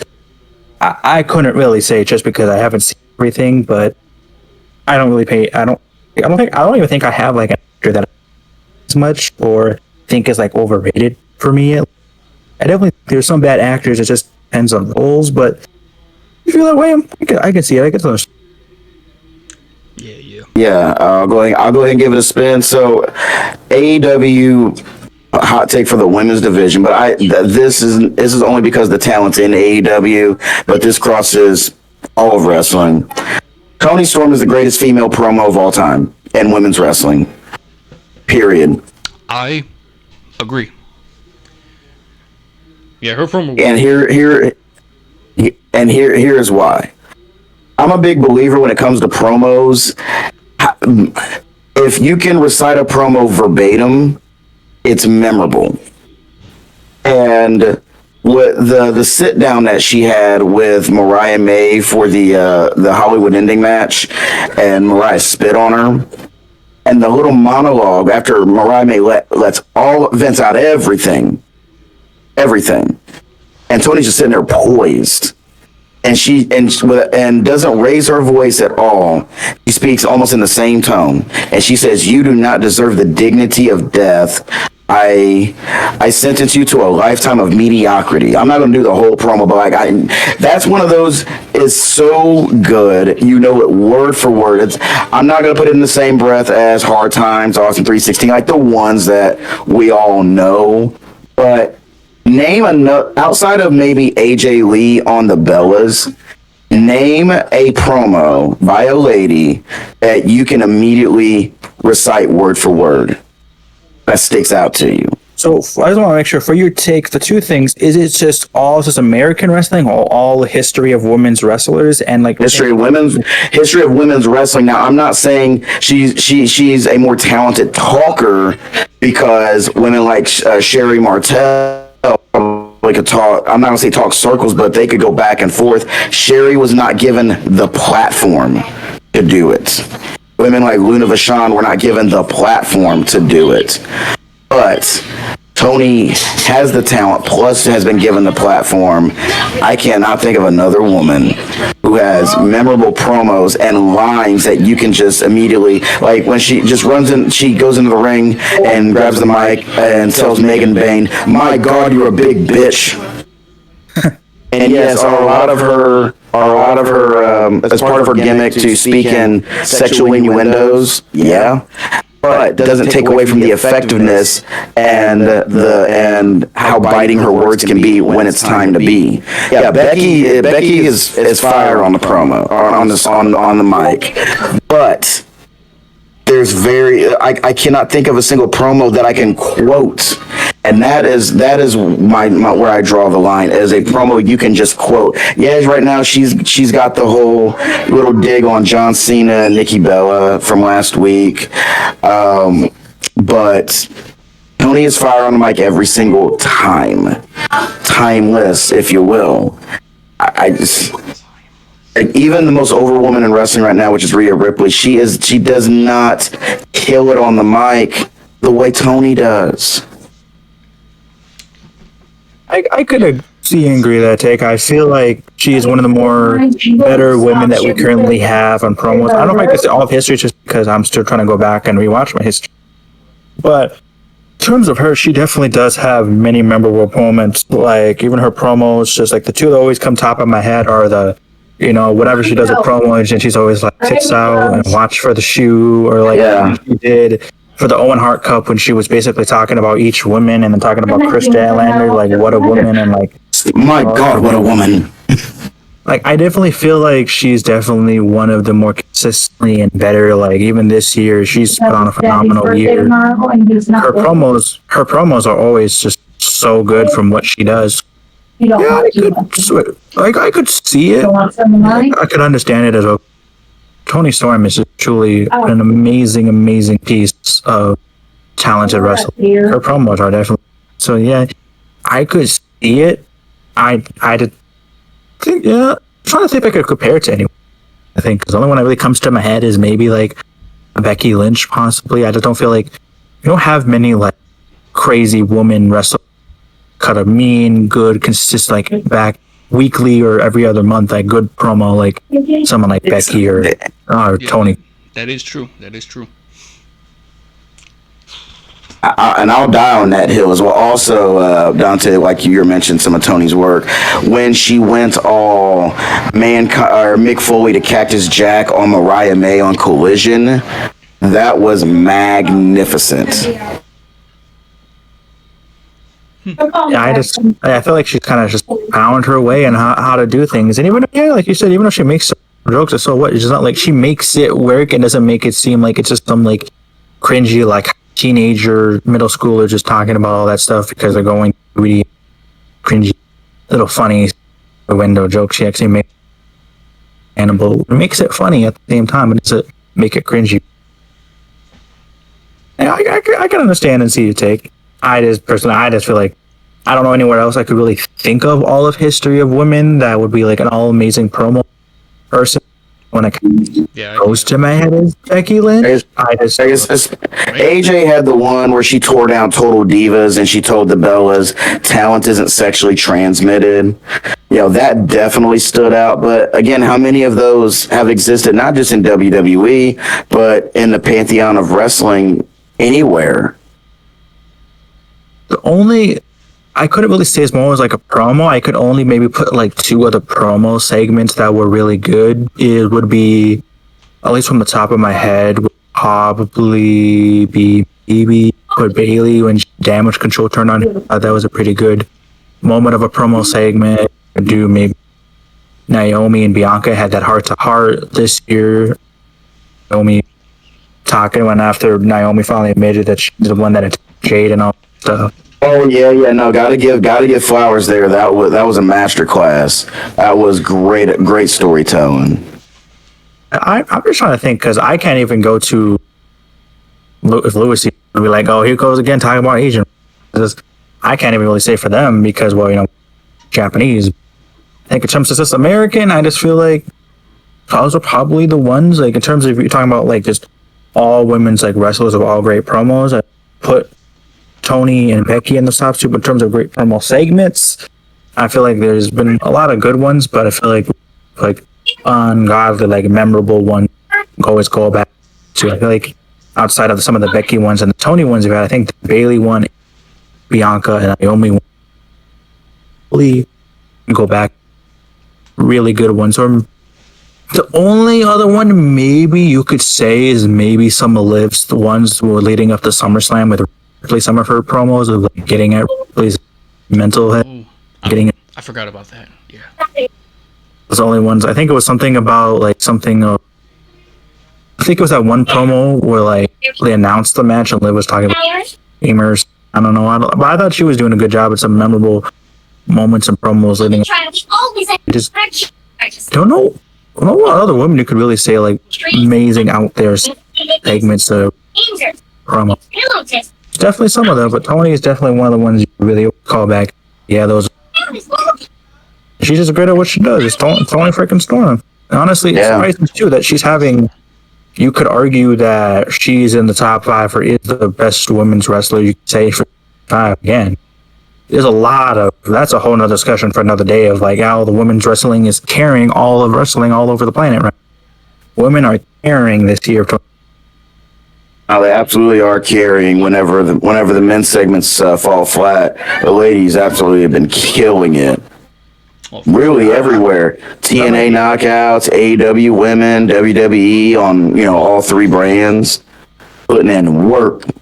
And they've been putting in a lot of work, just like even if you go from NXT to the main roster to, even though I know guys don't really watch it, Stardom, Amerigo to TNA, W, like even if they haven't been booked well, like even which they do, they have showcased why they deserve a lot more. They are great because it's a whole video that I couldn't even make it about how they're carrying 2025 from talent alone and what they've been able to do. They have. Even if it's crappy and some of the stories don't make sense, like you can go to the Bianca, Rhea, and Io stuff for WrestleMania, they still showed out and showcased and arguably put on one of the greatest WrestleMania threats in history. So, that match was the absolute opposite of Cena, Cody, and Fiend on night 2 in every way. I don't ever want to hear that song again as long as I live. Oh, you're going to hear that again. They're going to play it again for this year. We're going back to Vegas, baby. Yeah, hell no. You do that, they're gonna burn Vegas down, and just hell no. I got one more take. On the next go round, I got one more in the chamber. So I think I have 3. I got 3 or more on my list. But is it my turn next or is it V's? It's your turn, Dante. Okay. So I have 2 wrestling takes and I have 1 more anime take. So much for letting me stay. I would do so. This is my next hot one. It is since AEW has been a thing, they are the best pro wrestling company, and this is not saying anything before they were made. I'm talking about since 2021 and now, because I think what was their worst year? 2024, 2023 was probably their worst year that they have had in I'd say 23. Wrestling. I'd say 23 was their worst year. I feel like I feel like at least they have been consistent, even though it's been some bad moments here. And I feel like they've been more consistent as being the better wrestling company. And I feel like this year has really showed it, even though the Death Riders, the majority of it has been bad. They've had some good moments after the Cope stuff. I think Orv stuff outside of them good.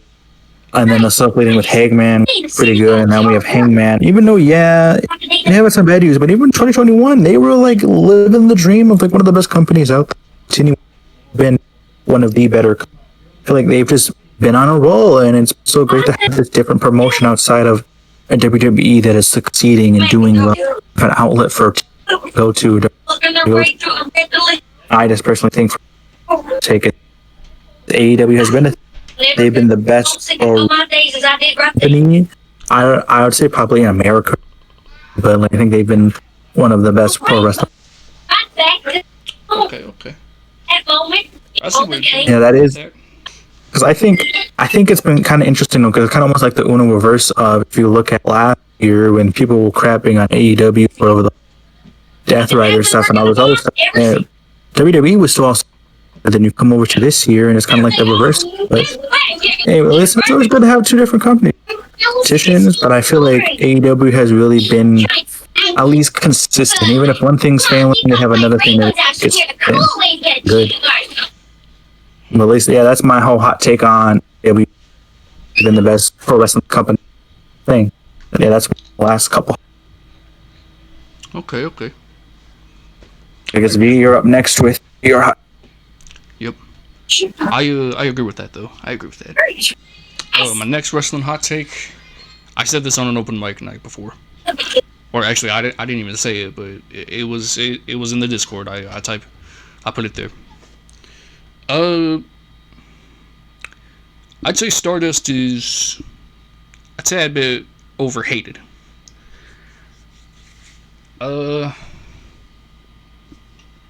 Nice. I can see. I have a weird love and hate relationship because as a kid, as somebody who never got to consistently watch, I understand why it wasn't for Cody Rhodes. It does kind of suck. As a kid, I actually enjoyed Stardust because I always remember him at the time. I was watching Arrow and Stephen Amell was in a little feud with Stardust. And I was like, oh, this is so cool. As a kid, I was like, oh, Stardust and the Arrow facing each other. I was like, oh, this is cool. But then getting older and then realizing too afterwards of like how bad it was for Cody and how they did him, I can understand why people hate it so much, but I can definitely see your take of why it is overhated. Yeah, I think a lot of people hate it because of the crappy booking. But That's more than anything. I saw Cody wrestle as Stardust at, I believe it was at Survivor Series 2014. Like, it was painful. A lot of it comes down to booking, but also fans' expectations of how they felt Cody should have been booked and what should have been done with him. The overall thought process was he deserves better. If you look at Cody from what was it? Dashing Cody Rhodes, and then you go to that Stardust. It's like, well, what happened? Could have been something. And then Before Stardust, the best thing he did was the undashing with the face mask and putting the paper bags on people's heads and stuff. That was great. Yeah, that was great. So I can definitely see why people hate it, but I can definitely also see too it's overhated. I just have a weird mixed relationship with it because as someone who didn't really was in the nose of like wrestling news. I was like, as a kid, like, oh, I got the Arrow and I got a Cody Rhodes as a Stardust. This is cool. But then after I got a little bit older, I was like, dang, Cody did really go. Yeah. That stuff was painful, bro. So my last take, and this is all pending, and I'm gonna say the controversial name here, Brock. If Brock stays long enough past whatever he does with John Cena, Gunther needs to retire him at Mania 41.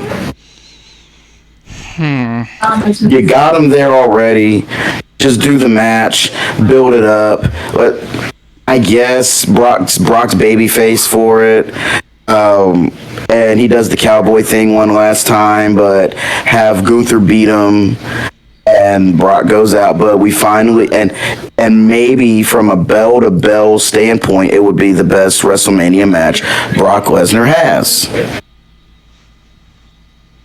Because people have always imagined, what does that match look like? I think it would be phenomenal. So, the Ring General versus the Beast.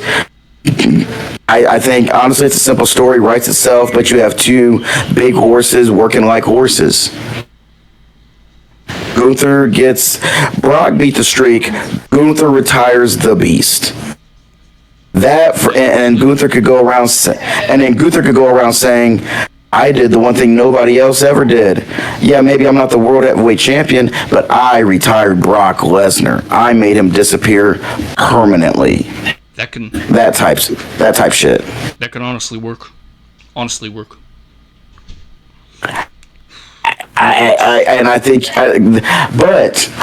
here's the question: can that main event any night of WrestleMania over anything else? I'm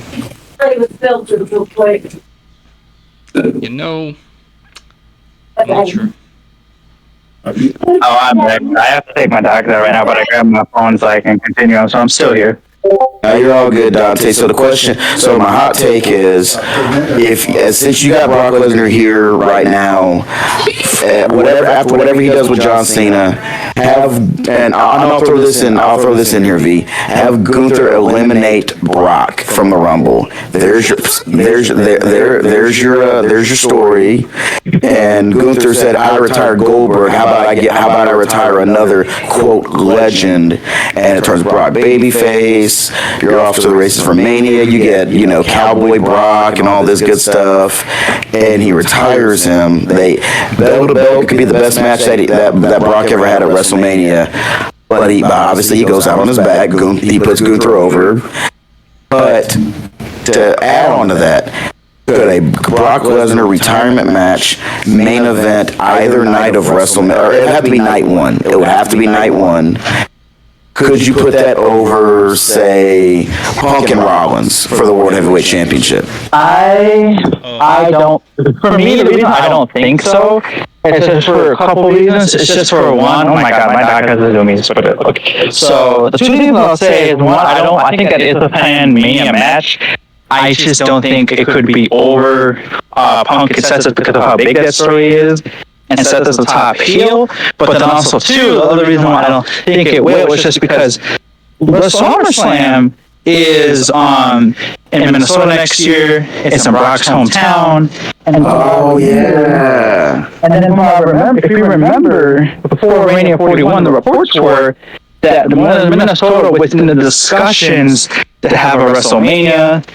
This was right after, I think this was, or this might have been for Mania, I don't remember. Remember there was discussion for Mania for Minnesota, and people were like, oh, maybe that's where Brock's gonna have his retirement, and then that's what I kind of talked with Lewis and Cam and other people, and that's probably where Brock is going to retire, it's probably there, so I feel like, so at least if it was for me, I would do Gunther and Brock at WrestleMania, and then I would do Brock and Ron Breakker at SummerSlam, and let Ron Breakker absolutely just destroy Brock Lesnar. Okay. And not only that adds more to, because a lot of people make a case for Brock Lesnar to be Mr. SummerSlam. Why not pass the torch to Braun at SummerSlam as his last, act to really put over the new next big thing, if you will. Yeah, I've seen one thing that people, when Brock came back, and I don't want him back, seeing people like, oh yeah, we finally have a guy back who to come to you and destroy everything. I'm like, well, you can just build that with Ron Breakker, because with Gunther at least, Gunther can be that, but I feel like he's that guy, that he's that big dominant heel, and you can rely on him whenever you need, but also he can also be that guy that can make baby faces look legitimate when you beat him. Ron Breakker can be that destroyer who just wrecks house and beats people up, and it's like, if you want somebody like that, you can let him be Brock Lesnar, and that would just be a very good thing, and you can be built up. And it would make him look very strong into the rest of the year. It's like, hey, I thought everyone had to go through war to beat Brock Lesnar. Well, I'm saying still make it a competitive match just because you don't want to it's Brock Lesnar, but I'm saying like, he made it look a bit more easier than other people. So it could be like this thing is like, well, I'm the dangerous guy. I beat the beast easier than everybody else, and Braun Breaker should be the destroyer of the division. Yeah. Yeah. I love that. That's why I don't think he's going to get the main event of WrestleMania. But I could see him getting the SummerSlam main event because it was supposed to be Minnesota was supposed to be the first 2-night main event, 2-night show, but they gave it to New Jersey this year as well. It's for his birthday. So I definitely do think your thing can work. Of like Brock putting people over, I just think it would be at SummerSlam next year than over WrestleMania because I just don't think nothing is going to main event over Punk. Either Punk and Seth or Punk and Sammy, or even if it's Seth and Roman, I don't think that's going to main event over that. And of course, Cody is going to get no matter what, the night 2 main event no matter what. Depending on who Seth faces, that's a chance where they could take over the night 2 main event, which I wouldn't complain, giving Seth and Punk the night 2 main event. I wouldn't be mad at that. Because, like last year, this story, I understood why Cena and Cody main evented this year, but like, there's also an issue with letting the World Heavyweight Championship be the night 2 main event. It would make it more credible, even though I do think those discussions of people saying, "Oh, the night 1 is not a real main event." I'm like, it's a different day, it's a different night. It is also as a main event. All right, and we're back. Okay. So we left off at 2 hot takes last time. Well, I have 2 more hot takes, but any of you want to share yours? Sure, mine real quick. I think one of my last 2 ones, if I remember off the top of my head, one of them was saying that I don't really have to watch a bunch of anime, but I think Hunter x Hunter is an overrated, overhyped anime. I just don't think it's that good as people, because people think it is a anime that is on the tier that is like the best anime ever created in all time. I'm like, it has some good qualities, but I'm like, it's not as good as people hype it up to be. And I know I've been ridiculed for this sake for 4 to 5 years now, but it's whatever. At those points, I still believe it. Okay. But yeah, that's my second to last hot take that I have. But I figured you guys didn't watch much anime, so I figured you guys can't really have a full voice on it. But maybe one of these days you watch it. But you had more free time to do so. So what do you care about? You always got, you have a lot of stuff you got to do. So it's understandable. Shoot, I start my second job next week, so yeah, like free time. I'm not gonna know what that is for a while. Okay. You gotta make that bread, so don't. That's what I'm trying to do. So I got a couple more, and this one actually got me thinking after Triple Mania, which was a fun ass show, regardless of what some folks say. Triple A's bad or whatever. I enjoyed it. That crowd was amazing. The Battle Royal was a whole lot of fun, but I have a concern. It doesn't involve anybody that was on the show, but it's somebody who doesn't get received well because of who isn't in AAA anymore. I have a sneaking suspicion at some point WWE is going to bring back Alberto Del Rio. I don't like it. I don't even think there's a need for him in 2025, quite frankly. Yeah, even as over as he is in AAA, and he's the reason Vikingo gets booed so much. Well, the thing is, from what Lewis said, is that because I don't watch AAA as much, but Mexico, they're not as advanced in knowledge as us, like UK, American, Australia people are. So they still think like Del Rio is still this great guy, like he's the John Cena of Mexico, and it's like his last match was like the first one with Vikingo though, it was either they first had one match, or Vikingo won, he won the title before, then they had a second match. If Vikingo won, that means Alberto Del Rio is gone from AAA, and that's what he is. And I think it'd be kind of hard if you brought him back, because all the things he's done and been accused of, it's like it would be really very bad for a lot of the women they currently have in WWE. So I don't know if they would bring it back, but honestly, nowadays, it wouldn't be surprised. But I would rather, I see them more keep bringing back a Brock Lesnar than I see it Bertha Del Rio. Brock Lesnar brings more money, WWE. But at the same time, and Lewis that had a great point that he told you about because wrestling fans tend to only to think that everybody thinks like them and everybody has access to the same level of information that they do.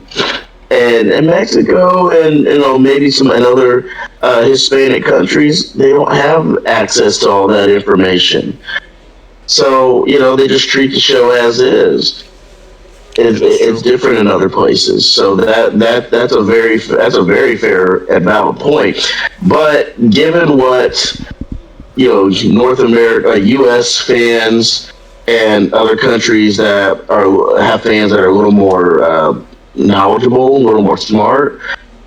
That's a bad look, but it's something I could actually see them doing, even though I don't feel there's a need for an Alberto Del Rio in mainstream U.S. pro wrestling in 2025 going forward. I'll give you two words why. Dominic Mysterio. Yeah, I don't. I just don't. Even though, yeah, we just had Brock Lesnar, and like I thought he was never come back. The whole reason, really, I really have that I don't feel like a real comeback is just because the U.S. audience is way more vocal and knowledgeable about what's going on, and that WWE, even though they go around all the world to Australia, Mexico, Japan, all these other places, the main public base or fans is the U.S. And I kind of feel like they'll get really ridiculed, not just from wrestling fans, but media, people who already know that situation. And that would be like, even though, it's a bad look with the Brock Lesnar stuff, I think that would even be a bigger bad look. Because even though I don't like the Brock Lesnar, I'm not defending him anyway, his thing is still being in the lawsuit, and you have to see if he gets found guilty now. But the real proof, the things that he's been doing and stuff, and all the stories from other people, so it's just kind of like, I just feel like it'd be way harder to bring him coming back than I would see Brock Lesnar, even though I really should not be back, but we'll say for another day. But I'm a big believer in never say never in wrestling, and the fact is, we had talked about this before, that within the parameters of the lawsuit with Miss Grant and WWE and Vince, even if one of us were to have received a text from Vince within the context of that lawsuit, then we're implied, simply because we received a text. So who knows if Brock, there's no proof Brock partook in anything. It's a bad look for anybody. I get it, but you know how TKO is. They're only looking at things for money. And the fact is, Brock's always been money. He's legitimately been main event or damn near nothing for over 2 decades. And also, as a John Cena request, but yeah, that's one of my last two. I just have a sneaking suspicion, although I don't think it's necessary, that maybe they do a rumble spot for Del Dipshit. But again, I don't want to see it, but I can see it happen. Maybe it is one of those. I don't know. Yeah, I don't want it either, but I can see that happening. Oh, jeez, I don't want to see that happen. I don't think no one wants to see that. Ain't nobody caping for Alberto Del Rio in big 2025 or 26. Mm-hmm. That's for real. That's real. Okay, my turn. So what you got, V? Alright, Alright, here's my second to last take. And this is gonna give me some heat. I actually said this before in the watch along, and I got called a bad person. Oh. And, okay. And this is probably my biggest hot take. But I genuinely think that Rugrats is the most overrated show of all time. Alright, bot. Hell no. If you like it, I'm not gonna clown you for it. But for me, I genuinely No, I want to hear this. like I want to hear this. like I watched it before. I genuinely don't get what makes it so popular. I mean, talking babies, okay, cool. Family Guy beat them to that, and they made it more interesting. And, Well, they ain't beat him to that. Rugrats had an 8-year head start. oh, did they? Oh shit. Yeah, Rugrats debuted on my 4th birthday, August 4th or 11th, 1991. 1991. Okay. By the time Family Guy debuted, which was halftime of Super Bowl 33 in January of 1999, not only did Rugrats have an 8-year head start, it already had a feature-length film in theaters. Yeah, maybe. But still, Family Guy made the talking baby trope a little more interesting. This Rugrats take, I think, is kind of crazy, but like I get everyone has their own preferences of what they like and dislike. It's kind of crazy. It's kind of, but I kind of under the same value, like how I get a cursive on not liking Ben 10 when that's literally like my most favorite cartoon of all time. Like, how do you not like Ben 10? But I never watched it a day in my life. I couldn't get into Ben 10, to be honest. let's see, watch it at least. Listen, y'all, I grew up with Gargoyles, X-Men, and Spawn. Alright, there's a whole different level of animated, show than like Ben 10. I had no business watching Spawn. I was like 11. Was it good at least? Hell yeah, Tom McFarlane's Spawn? Shit, damn right it was. Yeah. Hell yeah! I mean, way better than the movie that we got, which was Doo Butter. But it's one of those so bad it's good movies. No, Spawn is thick as shit. It came on like at 11 p.m. on Friday nights on HBO. Okay. I remember those times when I used to go on a TV and wait for a certain time to watch something because it's the only time I could see it until they put it on demand. And I remember those times. Yeah, and that was the only time you could catch it. But I never actually, I ain't mad at it. I mean, everybody's got their preferences and reasons why, But boy, yeah, that one's high. You got fried for that one? You. I just got called a bad person for that. Have you seen a couple episodes, or have you seen like the entire series? And how you gonna say that in the presence of Lewis, the man who is called Lewis Knows Tunes? The Toon God himself. Yeah, I think I've told that before as well. I forgot how we reacted. But Hey, quick question: Have you seen the whole show? Or have you seen a couple episodes? I've seen some shows when I was younger, and I was like, even as a kid, I was not interested on what Rugrats was doing. I will say this: the movies were really great, especially the Paris one. Yeah, the Paris one makes me cry.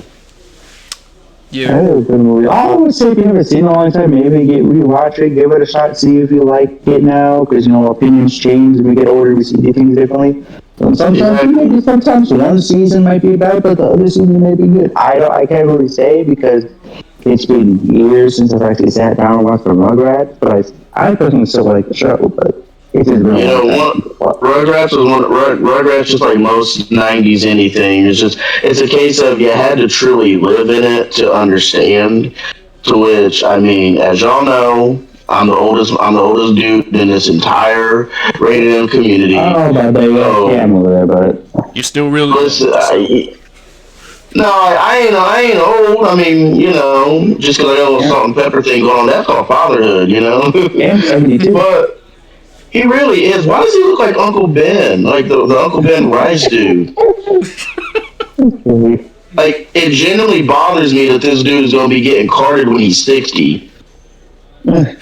Oh, But again, like Rugrats was a pop culture phenomenon the same way when you talk about kids entertainment, the same way that Power Rangers and Teenage Mutant Ninja Turtles was, and the peak of Nickelodeon 90s. Like, listen, 90s Nickelodeon cannot be beaten, and it is not a case of nostalgia. That is legitimate See, all right, V, you cool with me saying this? I'm gonna use a little bit of a colorful language here.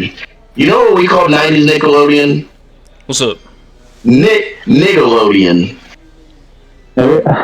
Speaking of, have I've you ever heard seen some that people little say trailer or that. ad of that Have you ever seen that Halloween ad of Nickelodeon? I know we're not talking about Halloween ad of Nickelodeon where the kids are saying Nick a treat. I don't remember that.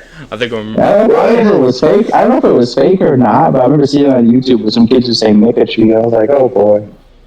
Listen, and you know what? And from my last hot take, whenever we get back around to me, that has to do with '90s Nick, and specifically the very black it vibes of '90s Nick. But we'll get back around to that on my turn. But yeah, I got a good one for my last one. Okay. Okay. Well, I'm gonna pass the torch on to Dante. But one more thing I want to say.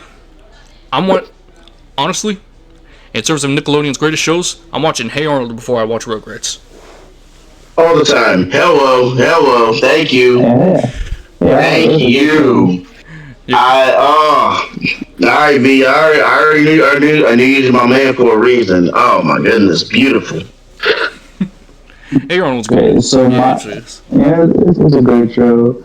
So my last hot take is, I think it's a wrestling one. So I believe by the end of her career, Lyra Valkyria will be a top 10 wrestler in WWE.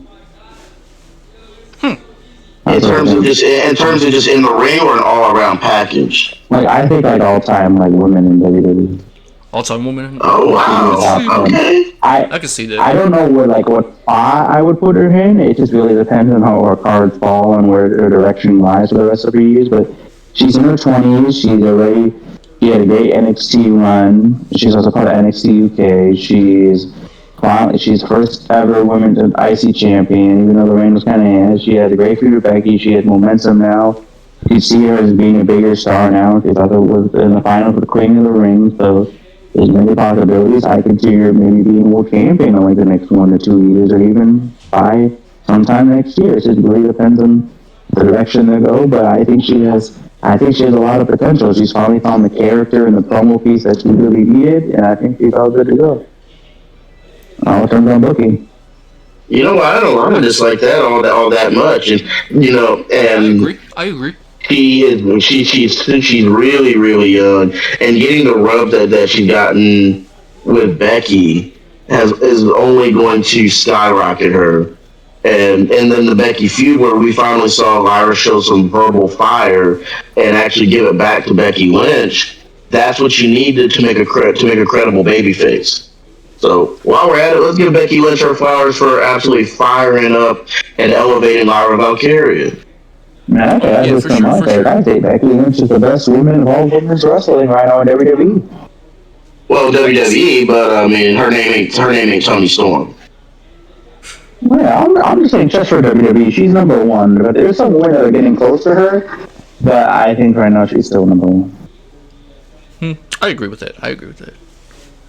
Yeah, plus she's an elevator, and she's getting talent over along the way, therefore laying the groundwork for a healthier future than when she got there.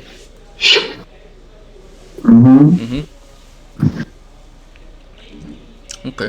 So that is my last hot take, and I just definitely I see a high future for Lyra, and I'm finally happy that people are finally seeing that she's good. Cause I've been watching her since NXT UK, so getting to see her, finally people understand that she's good and stuff. So good to see that she's getting this momentum, and hopefully they book her right, even though I don't have the full faith in WWE, but we'll have to wait and see because she's young and got many years ahead of her career. I bet, Dante. So I'm gonna wrap things up since we were talking about Nickelodeon earlier. I ain't gonna talk about Nickelodeon. I'm just gonna talk about Nickelodeon.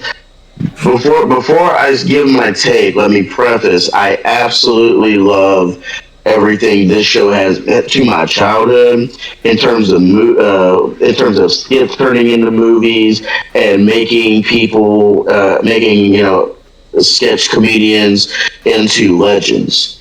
But all that I will take over Saturday Night Live.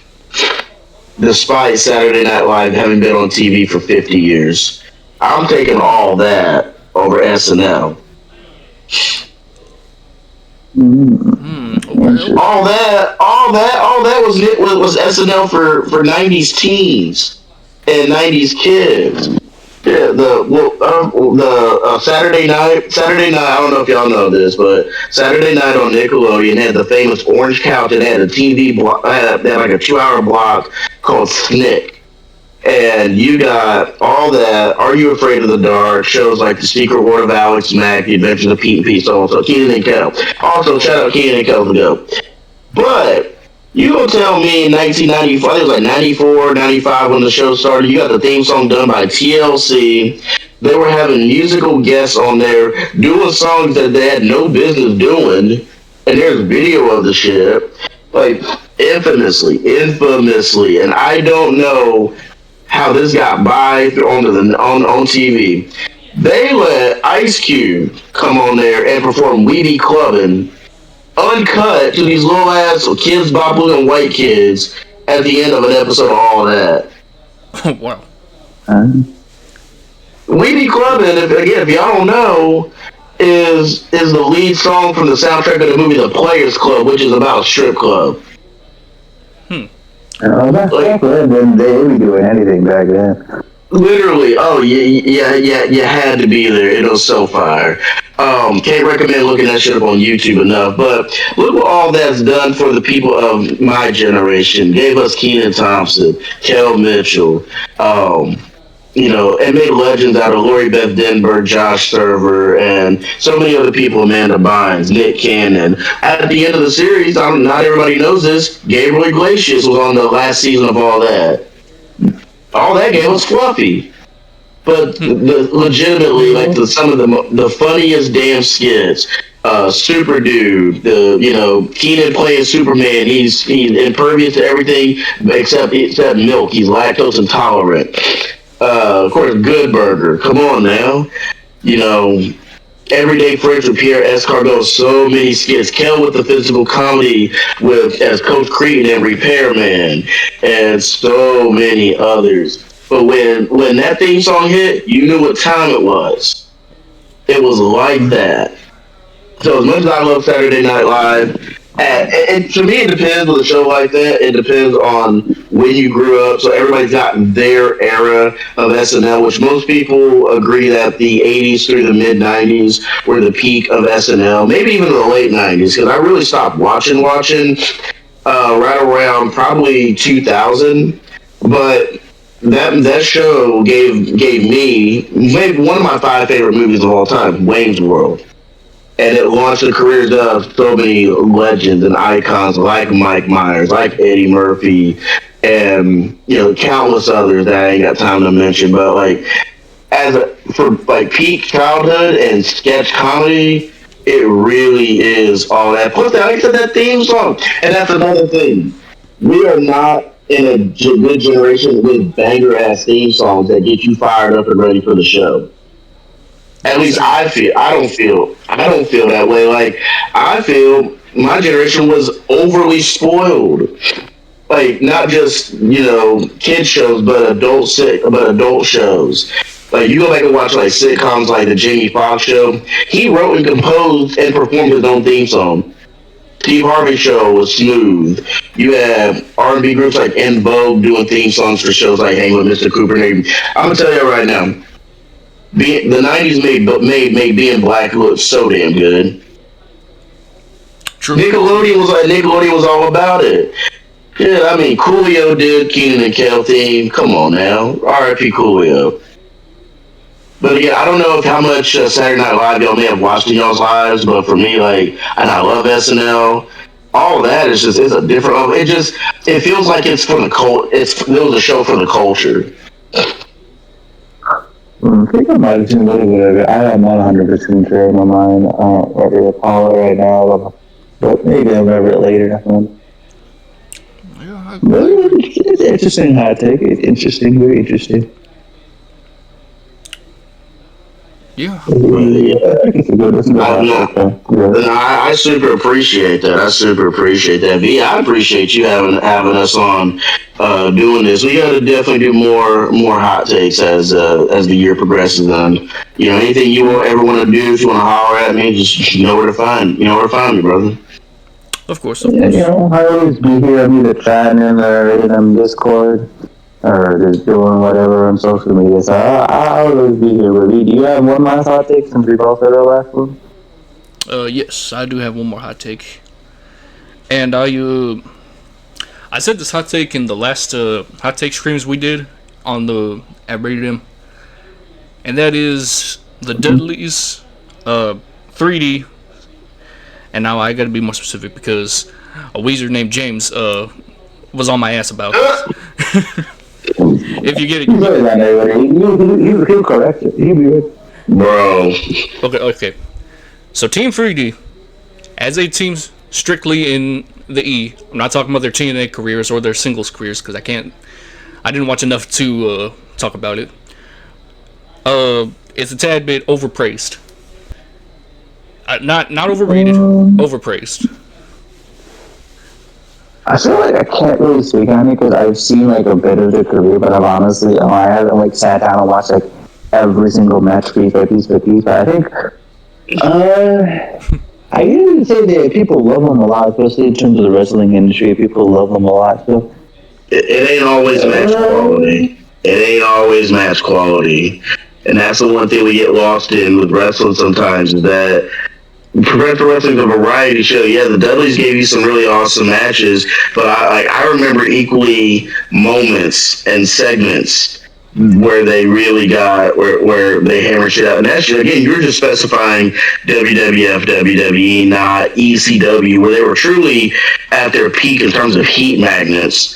Was in ECW. I mean, have you seen Bubba's promo from Heatwave '99 where he almost started a riot? I have not, sadly, but I'm gonna look that up. I don't